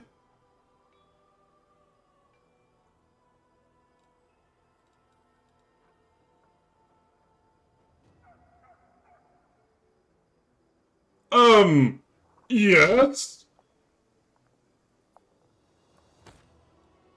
Wait, hang on.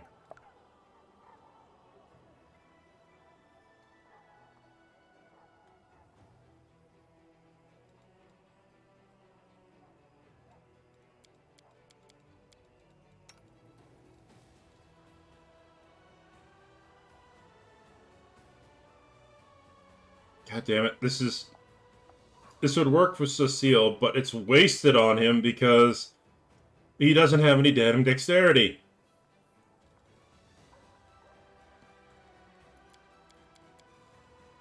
Camellia, what about you?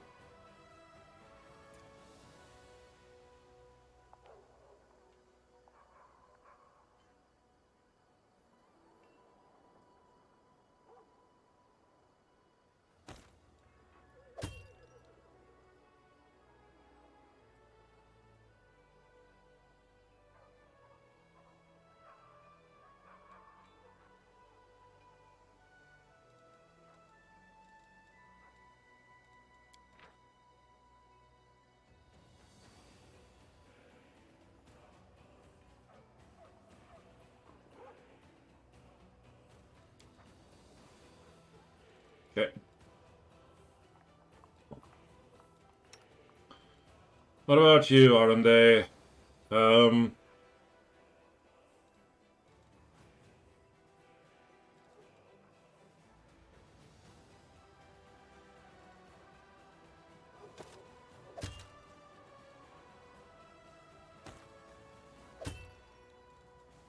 Nope, this breastplate is just better for you to wear. Okay.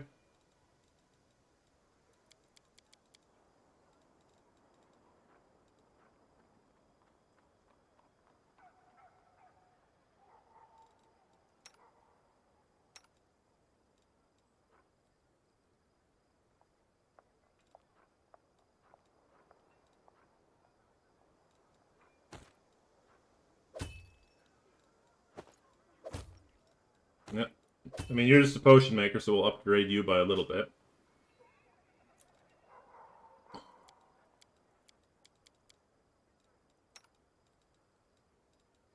Wendoog wears full plate, which is fine. Because Wendoog also has +7. Jesus Christ.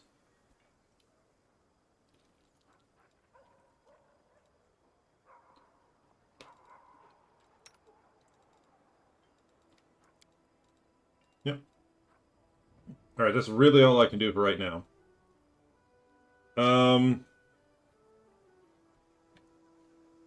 Alright, let's check everybody's spell book, make sure everybody's good to go.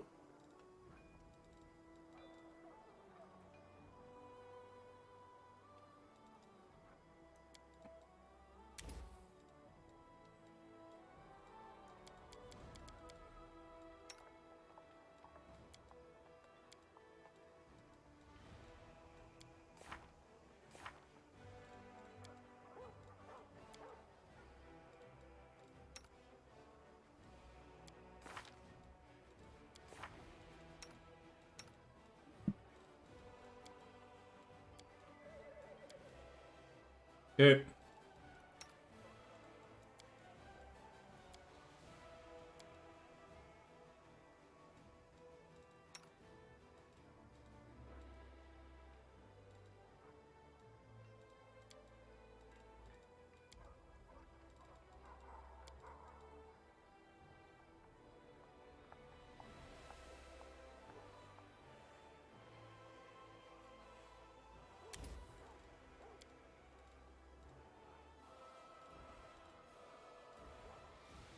Oh, jeez.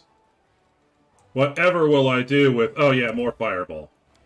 I'll also bring Battering Blast as well. That's, Force.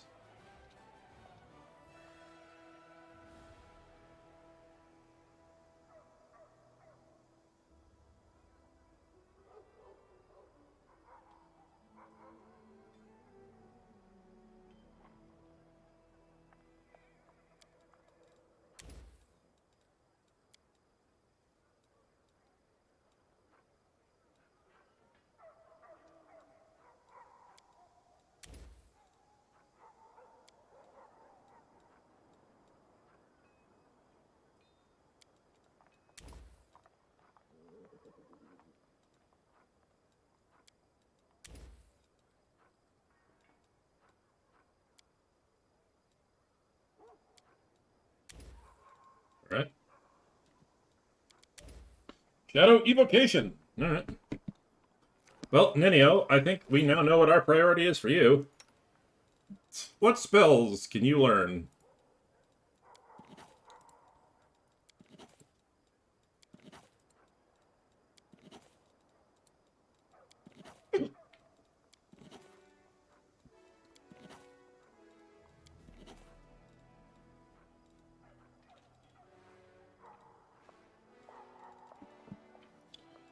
Okay.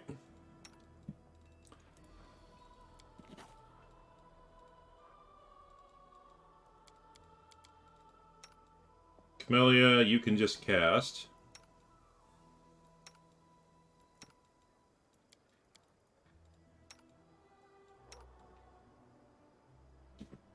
Alright.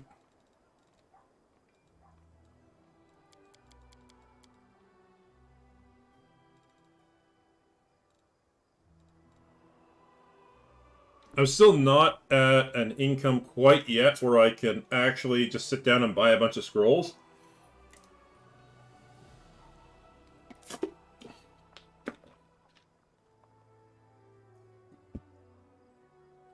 So, gonna hold off from that.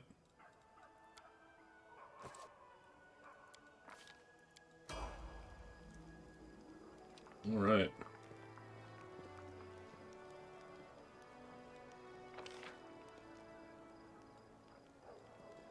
March on.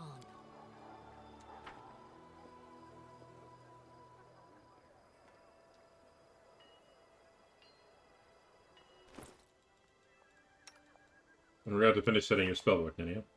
Yeah, we didn't pick up any level 5 scrolls, so...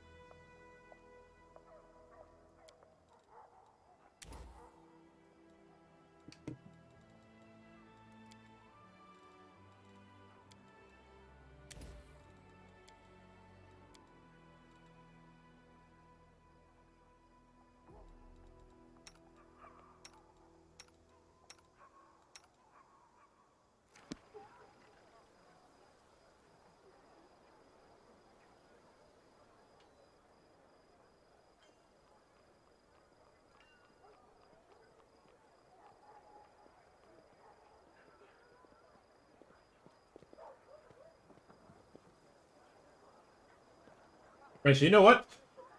I normally stream for 5 hours, but because we start 5 hours, 4 hours, but because we started late, we're actually already at the 10 o'clock limit. So, ladies and gentlemen, I hope you enjoyed the stream.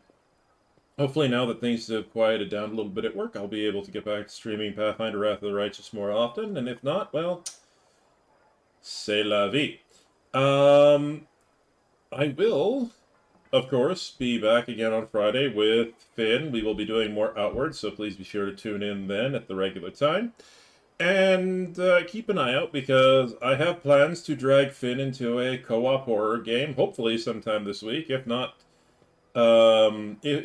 tomorrow, Thursday, then I'm going to try Saturday, because our regular D&D game, unfortunately, on Saturday has been canceled. So keep an eye out for that there as well.